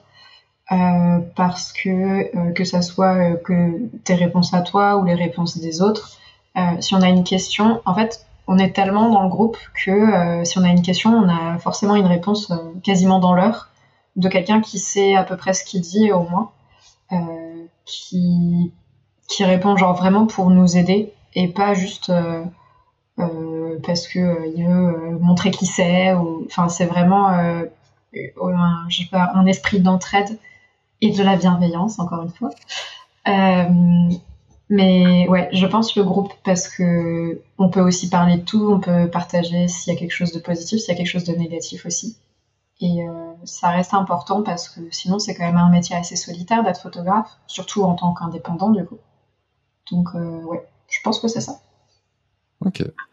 Qu'est-ce qui a soigné, peut-être pas encore soigné totalement, mais qu'est-ce qui a amélioré ton syndrome de l'imposteur ? Les retours clients, peut-être, un peu. Mais c'est pas soigné du tout. C'est pour ça que je dis un peu. Les retours clients, ouais, parce que de toute façon, quand on est engagé par un client pour faire quelque chose, ce qui est important à la fin, c'est qu'il soit content. Après, nous, si on fait des bonnes photos, tant mieux. Mais techniquement, même si les photos, pour nous, elles sont moins bien, mais que ça plaît au client, en vrai, ça marche. Après, c'est toujours mieux d'essayer de faire des choses qui nous plaisent aussi. Mais c'est plus pour le long terme que pour vraiment ce client-là en particulier. Et du coup, d'avoir leur retour quand ils disent que ça leur plaît, que ça correspondait parfaitement à ce qu'ils s'attendaient, ou forcément, ça fait plaisir et ça donne envie de continuer. Il y a un truc, maintenant je vais aller sur ton site internet. Il y a un truc qui m'avait fait bizarre, parce que moi j'ai du mal avec ça, mais sur lequel tu t'es affirmé et tu as gardé le cap, c'est le tutoiement sur ton site. Tu as décidé de tutoyer tes futurs clients, donc tes prospects, donc les gens qui arrivent sur ton site. Si je reprends ton site juste pour vous montrer en fait comment ça commence, c'est donc du coup qui que tu sois, je suis ravi que tu prennes le temps de regarder mon travail. Si tu cherches actuellement un photographe, tu as sûrement envie d'en savoir plus sur moi afin de faire ton choix. Alors rentrons dans le vif du sujet. Bon, je passerai sur les choses que je dis dans la formation et je suis pas d'accord sur ce début, mais ça c'est une autre histoire. Mais tu as choisi de tutoyer. Pourquoi ? Pour déjà créer une proximité. Pour cibler aussi les personnes que j'ai envie de cibler. Donc plutôt des personnes qui vont pas se prendre la tête, qui aiment les choses simples et qui vont pas se dire oh là là, elle me tutoie sur son site, ça va pas du tout. C'est très bien, si ces personnes-là ça leur va pas, moi ça me va bien qu'ils me contactent pas, parce que j'aurais peut-être pas été à l'aise face à eux non plus. Et ça marche aussi très bien, je trouve, pour savoir qui sont les personnes qui ont vraiment lu mon site quand ils me contactent. Parce que, alors j'en ai certains qui me contactent en me vous voyant et en mettant un petit mot en disant je sais pas trop si on peut se tutoyer ou pas. Et dans ces cas-là, je sais qu'ils ont lu mon site mais que juste ils n'ont pas osé. Et j'en ai qui me contactent directement en me tutoyant, en me disant que même sans besoin de me dire qu'ils ont lu mon site, mais du coup je le sais. Et je trouve que ça c'est pas mal. Après, certainement il y a des choses à refaire et ça fait un bail que j'ai pas eu le temps de retravailler sur mon site, peut-être cet hiver. Mais je pense que le tutoiement, je vais le garder parce que ça me correspond bien. Et puis, en plus, ça enlève le truc quand on rencontre les gens, de dire est-ce qu'on peut se tutoyer, qu'il y a un moment un peu de battement et que généralement ils disent oui. Mais genre là, ils le savent déjà quand ils me contactent et c'est plus agréable, je trouve. Parce que moi, j'ai une autre vision du truc. Enfin, pour moi, en tant que Sébastien Roignan, quand on me tutoie comme ça direct, non pas que je sois guindé et qu'il faut me vouvoyer et tout ça, c'est juste que je trouve moi, pour ma part, tu vois, ça marche pas sur moi. Il y a plein de mails de marketing, hein, il y a plein de sites de formation, même de photographes qui tutoient. Et je dis, mais oh, on n'a pas élevé les vaches ensemble. Hein. Enfin, pourquoi tu me tutoies comme ça? Enfin, tu vois, en fait, je sais que ta page et que ton mail, il n'est pas spécifique à moi, donc je vois pas pourquoi tu me tutoies. Tu vois, moi, je suis dans cette optique-là qui est, comme c'est une page qui est faite pour tout le monde, bah, c'est pour ça aussi que dans mes vidéos, dans mon livre, dans tout ça, je vous vois, parce que je sais que, et je me dis que les gens savent aussi que c'est pas quelque chose qui est spécifique pour eux, spécifiquement, de manière très spécifique, et du coup, par contre, je tutoie quasiment toujours à côté quand je rencontre la personne ou quand je parle directement avec un mail personnalisé ou autre, quoi. Et c'est pour ça qu'en fait, moi, ça me fait bizarre quand je vous vois. Vous n'êtes pas beaucoup à tutoyer comme ça. Et c'est pour ça que j'en ai sûrement déjà parlé en live de ce sujet-là. Mais c'est bien que tu as ta vision à toi, et c'est ça qui est cool aussi. Et via ce podcast, on en apprend plein. On voit plein de visions différentes. Et tu sais pourquoi tu as ce tutoiement. Est-ce qu'en rendez-vous, ou en mail, tu as eu des trucs qui te disent « Ah, c'est cool que... » Enfin, pas forcément c'est cool que tu nous aies tutoyé, mais en gros, on s'est senti à l'aise tout de suite parce qu'il y avait du tutoiement. J'ai eu des retours comme ça. Alors généralement, c'est plus au moment où je rencontre la personne. Ils vont pas me le dire par écrit dans le mail ou dans le formulaire de contact. Mais quand je les rencontre, j'en ai encore eu il y a pas longtemps un mariage pour l'année prochaine. Et la future mariée m'a dit que elle avait dévoré mon site, qu'elle avait lu tous les articles, alors qu'en plus les articles je les fais aussi pour le référencement et que c'est pas que. Alors si les gens les lisent, c'est trop cool, mais je sais très bien qu'il n'y a pas beaucoup de gens qui vont vraiment les lire. Et elle a tout lu, elle a adoré, elle m'a dit j'adore comment tu t'exprimes, je me suis sentie trop bien, j'avais l'impression de lire une copine et du coup moi ça m'aide aussi beaucoup pour mettre à l'aise les gens derrière et me mettre à l'aise moi aussi encore une fois. Et du coup, c'est pour ça que je pense que je vais rester sur cette direction-là, parce que ça me ressemble en fait. Et donc sur ton site, pour continuer, donc tu as un titre, une autre phrase, et on voit une vidéo. Et si vous êtes abonné au mail du guide du photographe de mariage, si ce n'est pas encore le cas, il y a un lien dans la description. Vous recevrez deux mails par semaine avec plein d'infos dedans. Mais si vous êtes déjà abonné, j'en ai déjà parlé de la vidéo de présentation. Et j'ai donné l'exemple de toi. J'ai donné deux exemples, toi et Sylvain. Et du coup, donc tu as fait une vidéo de présentation. Est-ce que tu peux nous dire un petit peu le pourquoi tu as fait ça, qu'est-ce que c'est déjà, et du coup, ce que ça a peut-être pu t'apporter? Et ben, c'était du vilain marketing, évidemment. Non, mais alors, bah déjà, on en a parlé dans la formation. Le fait de se présenter, déjà, c'est très important sur le site pour que les gens identifient tout de suite qui on est. Et j'avais envie de quelque chose d'un peu dynamique quand même, parce que même si, comme je disais, j'essaye de m'axer sur douceur et bienveillance, je suis pas pour autant quelqu'un sur qui on peut marcher et qui est plan-plan et qui bouge pas. Enfin, j'essaye quand même d'être quelqu'un d'assez dynamique et de faire plein de choses. Donc je me suis dit qu'une vidéo, c'était ce qui pouvait correspondre. Et puis en plus, je m'en rends beaucoup compte avec les réseaux sociaux. Les gens, ils consomment beaucoup de contenu vidéo. Alors surtout du contenu vidéo court depuis TikTok et compagnie. Mais contenu vidéo, ça marche et ça accroche les gens plus qu'un texte. Ou en tout cas pour la tranche d'âge que moi je cible, c'est plus important. Donc j'avais cette envie-là. J'ai eu plein de déboires, mais j'ai réussi à la faire, cette vidéo, avec l'aide de 2 autres de la formation d'ailleurs, vu que j'avais pas réussi avec un professionnel.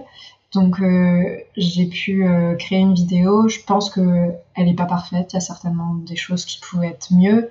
Et pour moi, c'était aussi un peu une première expérience de parler comme ça, toute seule, face à un appareil photo qui me filme. C'était vraiment un peu malaisant pour moi.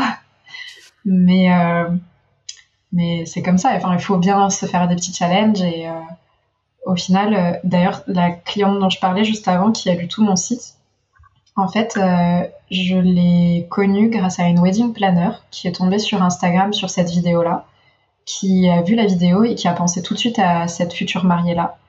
Et du coup, elle lui a partagé mon site en disant est-ce que tu aimerais travailler avec cette photographe? Et elle a tout de suite accroché grâce à la vidéo. Donc, comme quoi, je pense que ça peut vraiment être efficace et ça permet de trouver des personnes qui vont être sensibles aux mêmes choses que moi, en fait. Carrément. Moi, de toute façon, j'ai fait ma vidéo en 2012, donc tu vois, il y a 10 ans. Ouais. Il y a 10 ans, j'ai fait ma vidéo, quand même, putain. Il faudrait que je la change un jour, hein, mais je sais pas si je la changerai un jour, parce qu'il faut, c'est du temps à faire, quoi. Ça, c'est Mais sûr. c'était il y a 10 ans. Et vraiment, je suis super étonné de voir peu de photographes le faire. Et ça prend du temps, c'est difficile, c'est sûr, hein, ça prend du temps. Il faut parler devant la caméra, c'est pas évident, enfin, plein de choses. En plus, oui, est-ce que tu as envie de parler un petit peu, enfin, très rapidement des déboires que tu as pu avoir sur cette vidéo ou Oui, je peux en parler rapidement. Du coup, donc, j'avais vraiment cette envie de faire la vidéo et j'avais envie de la faire bien. Je me suis dit, vu que j'ai cette sécurité avec Pôle emploi, je peux aussi investir un peu d'argent pour développer mon entreprise, de l'argent des prestations, l'investir dans autre chose. Et j'ai voulu embaucher une société qui crée des vidéos. J'ai fait le rendez-vous de préparation, j'ai fait le tournage et à la date de rendu prévu de la vidéo, ils avaient toujours rien rendu. Et je devais avoir 2 vidéos, une courte et une longue. Et au bout d'un certain moment, j'ai réussi à avoir la courte et j'ai vu qu'en fait, ça correspondait pas du tout à ce que j'avais demandé, que le ton, ça n'allait pas, enfin voilà, plein de choses n'allaient pas. Et grosse perte de confiance en moi par rapport à ça parce que ils m'ont tout remis dessus en disant que c'était ma faute, que je m'étais pas assez bien exprimée, que si j'étais pas souriante sur la vidéo, c'est parce que j'étais stressée le jour du tournage, donc c'est ma faute. Mais enfin voilà, plein de petites choses qui m'ont pas aidée. Et surtout, du coup, j'ai perdu de l'argent parce que j'ai toujours pas pu me faire rembourser. Donc le fait que des copains m'aident à faire une vidéo, alors je me doute bien que c'est pas aussi bien capté que si ça avait été des professionnels avec du bon gros matos, avec des beaux micros, etc. Mais au moins la vidéo elle existe maintenant, donc je suis contente. mais je sais que ça avait été, ça a duré quelques temps et je lisais ça sur le Discord et tout, et c'est vrai que, enfin, c'est quand même très, enfin, t'as eu enfin, t'as bien réussi derrière à aller, ok, j'y retourne quand même et je fais ma vidéo et voilà. Enfin, ce que je veux dire par là, c'est pourquoi je voulais juste que t'en parles un peu, c'est de montrer aussi qu'on a des déboires, ça arrive, qu'on peut avoir des mauvaises rencontres, des emmerdes, enfin des trucs comme ça, et qu'il faut pas lâcher. Enfin voilà, il faut se battre quand même un peu, minimum, et il faut. En même temps, j'ai souvent tendance à dire bon bah ok, et je crois que c'est le conseil que je t'avais dit aussi, c'est un moment Oui. bah ne perds pas trop d'énergie là-dedans et fais ton truc à côté, et puis parce que tu vas plus y perdre à garder de la mauvaise énergie pour ça que de créer quelque chose à côté, quoi. Oui, c'est sûr. Et du coup, ton site, comment ça s'est passé? Enfin, combien de temps t'as mis à le faire? Est-ce que ça a été compliqué? Parce que, en plus, toi, t'as une particularité, c'est que bon, tu n'es pas que photographe de mariage, tu fais aussi du portrait et de la photo de danse. Comment t'as réussi à tout mettre ça sur ton site? J'ai réussi dans un sens parce que j'avais pas trop le choix, parce que je voyais la quantité de travail déjà pour faire un site et que même si bien sûr ça marcherait peut-être encore mieux si j'avais 2 sites séparés et référencés différemment, etc. Mais la quantité de travail nécessaire était déjà très importante et pour le moment ça me va bien de tout rassembler et d'ailleurs ça permet aussi les clients mariage des fois me posent des questions sur les photos de danse parce que ils ont fait de la danse étant petits ou des choses comme ça. Donc je trouve que pour le moment, ça me dérange pas. Peut-être à terme, ça changera.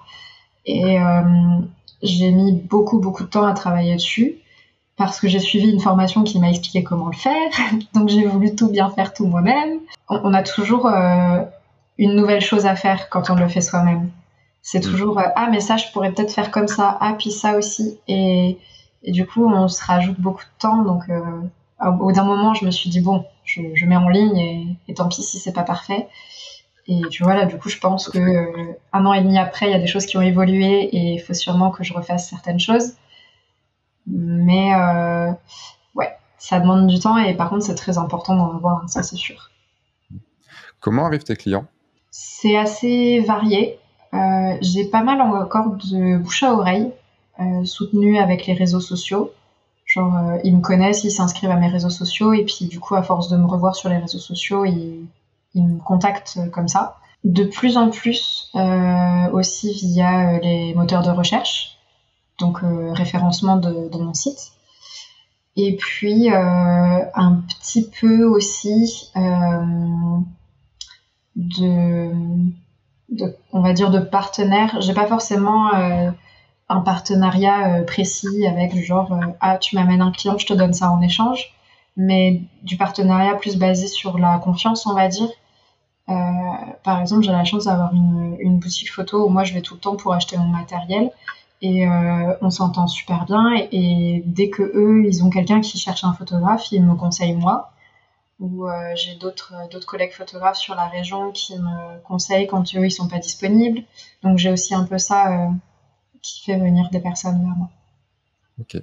Et qu'est-ce que tu as envie de développer là maintenant comme stratégie?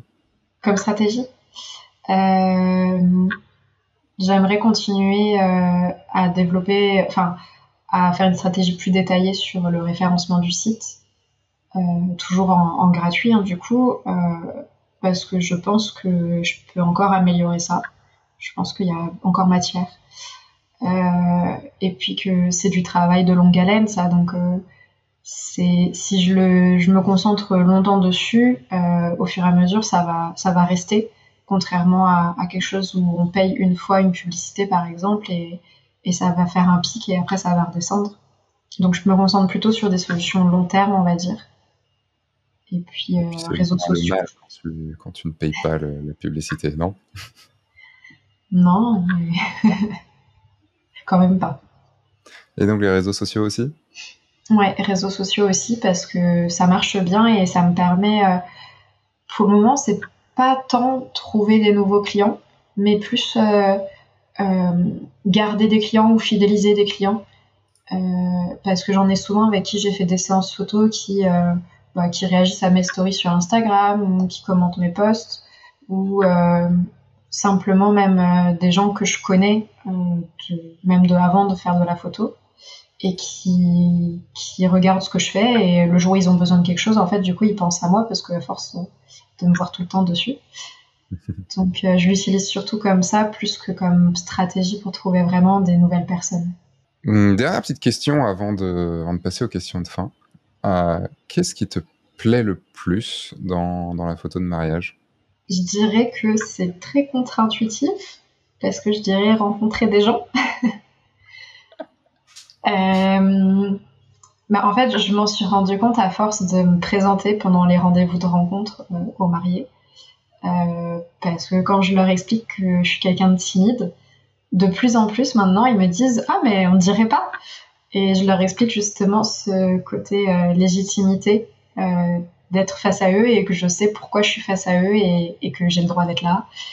Et je pense que maintenant, comme j'ai ce côté un peu anxiété sociale et que j'évite les situations où je vais pas me sentir à l'aise, maintenant je sais que rencontrer des gens sur des mariages, c'est bon, c'est ok, je sais le faire. Et du coup, j'arrive à passer au-dessus. Donc maintenant, c'est ce qui me plaît. Ça me force en fait, je pense. D'accord.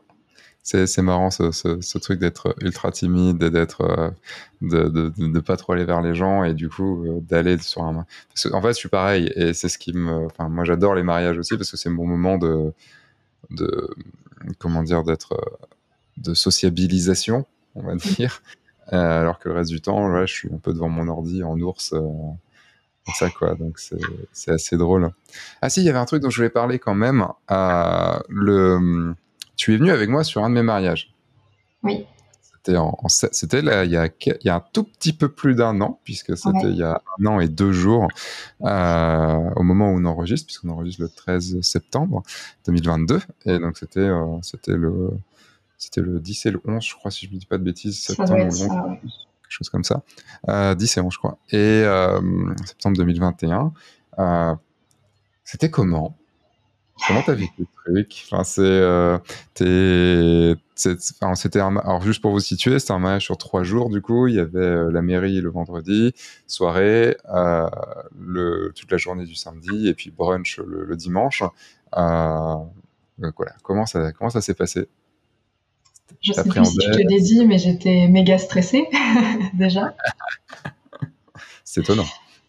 Ah oui, vraiment étonnant. Vu ma personnalité, on pouvait pas s'y attendre. Ouais, j'étais méga stressée. Après, je savais que tu comptais pas forcément sur mes photos pour faire ton reportage, parce que toi, tu savais déjà faire ce que tu faisais et que c'était bon. Donc, Oui, je stressais pas forcément sur ça. Juste pour bien situer, tu venais en tant qu'élève et pas en tant que réel second shooter pour backup, enfin pour me sauver des trucs, quoi. C'est vraiment juste en tant qu'élève. Donc, j'avais pas ce stress-là déjà, mais j'avais juste le stress de me dire quand même, il me fait confiance de m'emmener auprès de ses clients, donc faut pas que je fasse une mauvaise image en fait, tout simplement. Faut que je montre que je suis quand même aussi professionnelle, même si je suis là en tant que stagiaire. Et du coup, j'avais un peu ce stress-là, et puis de me dire, est-ce que je vais être au niveau? Est-ce qu'il va pas se dire, mince, j'aurais peut-être pas dû l'amener? Enfin, bah non, mais on sait pas. Enfin, sur le coup, je pouvais pas forcément savoir. Mais c'était super intéressant parce que c'est aussi un type de mariage que moi j'ai pas forcément. Le coup des mariages sur 3 jours comme ça. Moi, le max que j'ai eu, c'était que les mariés me proposent d'arriver la veille au soir et de repartir le dimanche matin, mais pas nécessairement pour faire des photos le vendredi et faire des photos le dimanche. C'était plus pour être en forme le samedi. Donc c'était un type de prestation aussi que je découvrais finalement. Et qu'est-ce qui t'a le plus étonné? L'énergie nécessaire? Non, bah c'était très très intense en fait. Mais c'était chouette parce que du coup on est vraiment dans une bulle en autarcie avec des gens et du coup on a plus le temps même de les connaître et d'être encore plus à l'aise face à eux. Donc ça c'était trop bien sur ce point-là. Après je pense que ça demande vraiment beaucoup beaucoup plus d'énergie. Donc ça c'était un peu on va dire la surprise. Je m'attendais pas à autant. Disons. Ok. Et dans les choses que j'ai pu faire, est-ce qu'il y a quelque chose qui t'a surprise, qui t'a choqué, ou où t'as fait ah c'est cool, enfin d'être un truc auquel tu ne t'attendais pas? Choquée, j'irais pas jusqu'à là. Mais Le jour où le moment où tu t'es mis à poil vers 3h du mat, ça m'a un peu choqué quand même devant tous les invités. ouais, je n'ai pas trop bien à ce moment-là, mais bon, c'est pas grave. Non, c'était plus peut-être plus sur la partie soirée où en fait après moi c'est encore une fois cette histoire de légitimité, mais ça fait pas très longtemps que j'ose me servir un petit four au cocktail ou demander un jus de fruits. Donc je suis encore très très soft là-dessus et j'ai un peu du mal à m'intégrer sur cette partie-là, même si encore une fois ça va de mieux en mieux. Mais du coup, te voir participer à des jeux dans la soirée et enfin être à fond et t'amuser en fait avec les autres invités. Moi, sur le coup, ça m'a un petit peu surprise. Je me suis dit, ah ouais, on a le droit de faire ça, on a le droit. Et genre, bien sûr que t'as le droit parce que toi aussi, tu te vends aussi comme ça. Tu te vends pas en tant que prestataire pour les mariés. Donc, c'est aussi cohérent au final. Mais moi, c'est pas du tout quelque chose que j'aurais osé faire. Et maintenant, je me surprends vu que je sais que j'ai le droit, je me surprends à faire des photos de la soirée dansante et danser en même temps, en fait. Et genre, avant, je me serais dit, oh, mais les gens, ils vont voir que la photographe, elle danse, ça va pas du tout, elle est prestataire, elle a pas le droit. Ah non, mais Ça c'est se fait un peu pire. ce point. Putain, ils vont voir que la photographe, elle sait danser, que... En Ah, tu soirée, sais pas trop. danser. Ouais, mais Moi, il une faut savoir que je ne danse chorégraphie. jamais. D'accord. Et même pas, je m'attendais à ce que tu répondes que je me retrouve à la table des mariés, juste devant les mariés. Parce qu'en fait, oui, hein, c'est pour Oui, l'expliquer ça. pour le truc, on s'est retrouvés tous les deux. Alors, moi, je suis quasiment toujours à la table des mariés et très souvent devant eux. Mais après, quand j'ai un second, une seconde, ce serait souvent à une autre table parce que c'est compliqué d'avoir deux places comme ça pour les photographes devant. Et là, non, on s'est retrouvés, mais pile devant les mariés, quoi. C'était, toi, t'étais en face d'elle et moi en face de lui. Mais vraiment, on était, voilà, enfin, c'est là où tu vois que l'intégration, elle est bonne parce que c'était avec grand plaisir et t'as même reçu une petite carte en plus il y a quelques jours. Ouais. Mais honnêtement, moi j'étais aussi assez étonnée qu'il me laisse la place parce que, ok, déjà toi tu m'as laissé la possibilité de le faire, mais disons que tu le faisais aussi en connaissance de cause, et eux ils ont accepté d'avoir une autre personne qui finalement s'incruste dans un moment assez intime pour eux, et en plus j'ai le droit d'être face à eux et discuter avec eux pendant leur repas de mariage, alors qu'ils me connaissaient pas la veille, alors que toi ils te connaissaient un peu plus du coup. Donc ça, c'est sûr qu'ils ont été super ouverts et accueillants, donc c'était top, c'était des bonnes conditions, quoi. Carrément. En tout cas, c'était un très bon moment. Moi, j'ai vécu un très chouette moment. C'était un mois un peu très chargé pour moi, le mois de septembre 2021. Et en fait, j'ai enchaîné 3 mariages où j'avais des seconds ou des secondes. Et c'était des mariages très différents les uns des autres. Et c'était très cool. Après, ça m'a manqué de pas faire un mariage tout seul parce que j'aime aussi énormément faire des mariages tout seul. Parce que les relations sont forcément différentes, puisque quand on a quelqu'un avec nous, on discute beaucoup avec cette personne plutôt que d'aller aussi vers les gens. Mais c'est des choses très différentes. Et en tout cas, tu t'as bien assuré le coup, puisque si je me rappelle, tu avais environ 70 photos à toi dans le reportage final. Ce Ouais, qui est je chouette. sais plus le pourcentage, mais j'avais été étonnée qu'il y en ait autant. Ça fait 70 sur 600, je crois, un truc comme ça. Truc du genre, Peut-être ouais. 650 parce qu'il y avait eu vendredi, samedi, dimanche, quoi. Mm. En tout cas, on s'était bien amusé. Ça, c'était cool. Ça, c'est sûr. Mm. Et juste au point de vue énergie, ça n'a pas été du tout le mariage le plus difficile au niveau énergie. Je peux te le dire. Yes. Allez, on va passer aux questions de fin. Donc, première question de fin, sauf si tu as un sujet sur lequel tu veux qu'on parle. Non, je fais rien de particulier. Non. Ok. Donc, première question de fin. Quel est ton objectif favori en mariage? Donc, je parle bien du matériel, donc l'objectif que tu préfères utiliser. Je suis pas sûre parce que ça évolue un peu, enfin ça bouge un petit peu, surtout cette saison.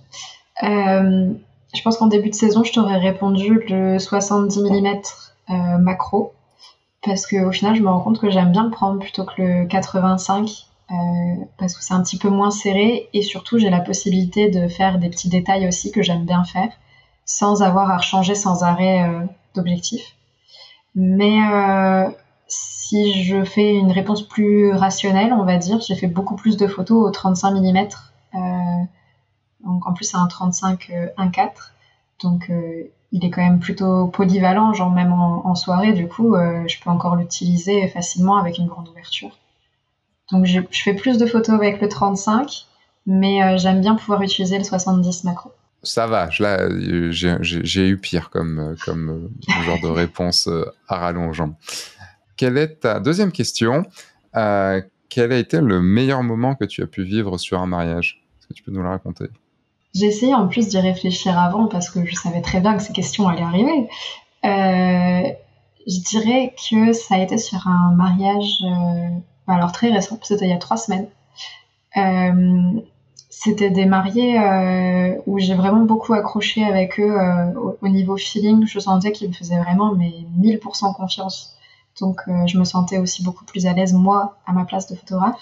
C'était un mariage simple, mais super beau et super élégant. Et par exemple, en fait, ils étaient dans on va dire un grand camping, mais avec le concept de glamping. Je sais pas si tu vois ce que c'est.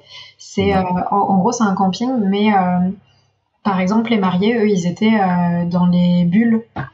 Si tu vois les armatures rondes, transparentes, voilà. Okay. Donc c'est le concept du glamping, c'est un peu un camping, mais t'es un petit peu dans des trucs un peu plus en dur, un petit peu plus stylé ou avec une thématique particulière. Donc en fait tout le week-end se passait là, donc quasiment tout était en extérieur et c'était trop chouette parce que pendant les préparatifs, la mariée et ses demoiselles d'honneur se préparaient en extérieur et malgré ça, elles étaient dans leur petite bulle d'intimité et elles se faisaient plein de câlins tout le temps, elles arrêtaient pas de pleurer et c'était trop mignon et du coup j'ai passé un super moment avec elles, elles m'incluaient aussi vraiment dedans et ça je dirais que c'était un super beau souvenir. En tout cas, ça donne envie et j'imagine déjà des photos qui auraient pu être, enfin, ou qui ont peut-être été faites parce que je les ai pas vues. Mais il y a forcément des putains de belles photos à faire, carrément. Et dernière question, donc quel est ton objectif pour dans 5 ans, donc ton objectif professionnel pour dans 5 ans où tu aimerais être, où tu aimerais avoir amené Clémence Brache photographie, jusqu'à quel niveau, comment, faire quoi?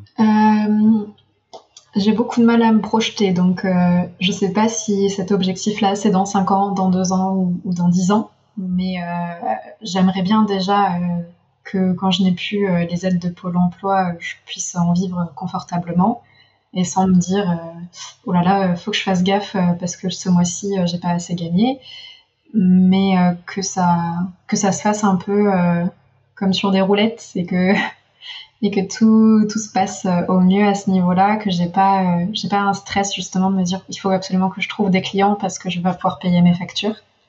Donc ça, j'aimerais bien que ça se fasse comme ça. J'essaye de tout faire pour que ça soit sur une bonne voie en tout cas. Et puis en vrai, alors même si j'adore le mariage, bien plus que ce que je pensais aimer le mariage d'ailleurs, mais j'aimerais bien aussi quand même développer la partie photographe de danse. Donc peut-être qu'un jour le mariage prendra un tout petit peu moins de pourcentage de mon activité. Mais ouais, j'aimerais bien équilibrer un petit peu les deux peut-être. Ok, très bien.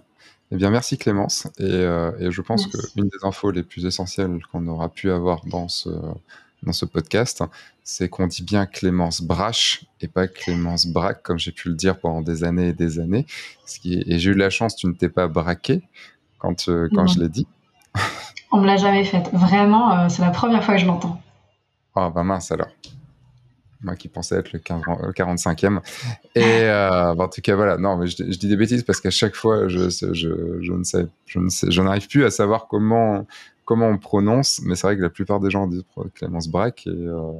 Mais ça, c'est mon côté breton. Moi, j'ai une partie de ma famille qui s'appelle Le Broc, B-R-O-C-H. Donc, tu vois, c'est mais non. c'est la distance qui nous sépare. Eh bien, en tout cas, merci beaucoup pour toute la sincérité que tu as mise dans tes réponses, parce que des sujets qui n'étaient pas forcément faciles, et je pense vraiment que ça va aider pas mal de gens qui étaient timides. Et il y a beaucoup de timides et de non confiance en soi dans les photographes. Et voilà. Et on en avait parlé avec Aline Lallemand déjà, qui est pas très loin de chez toi en plus, voire très proche. Genre 1 kilomètre, même pas.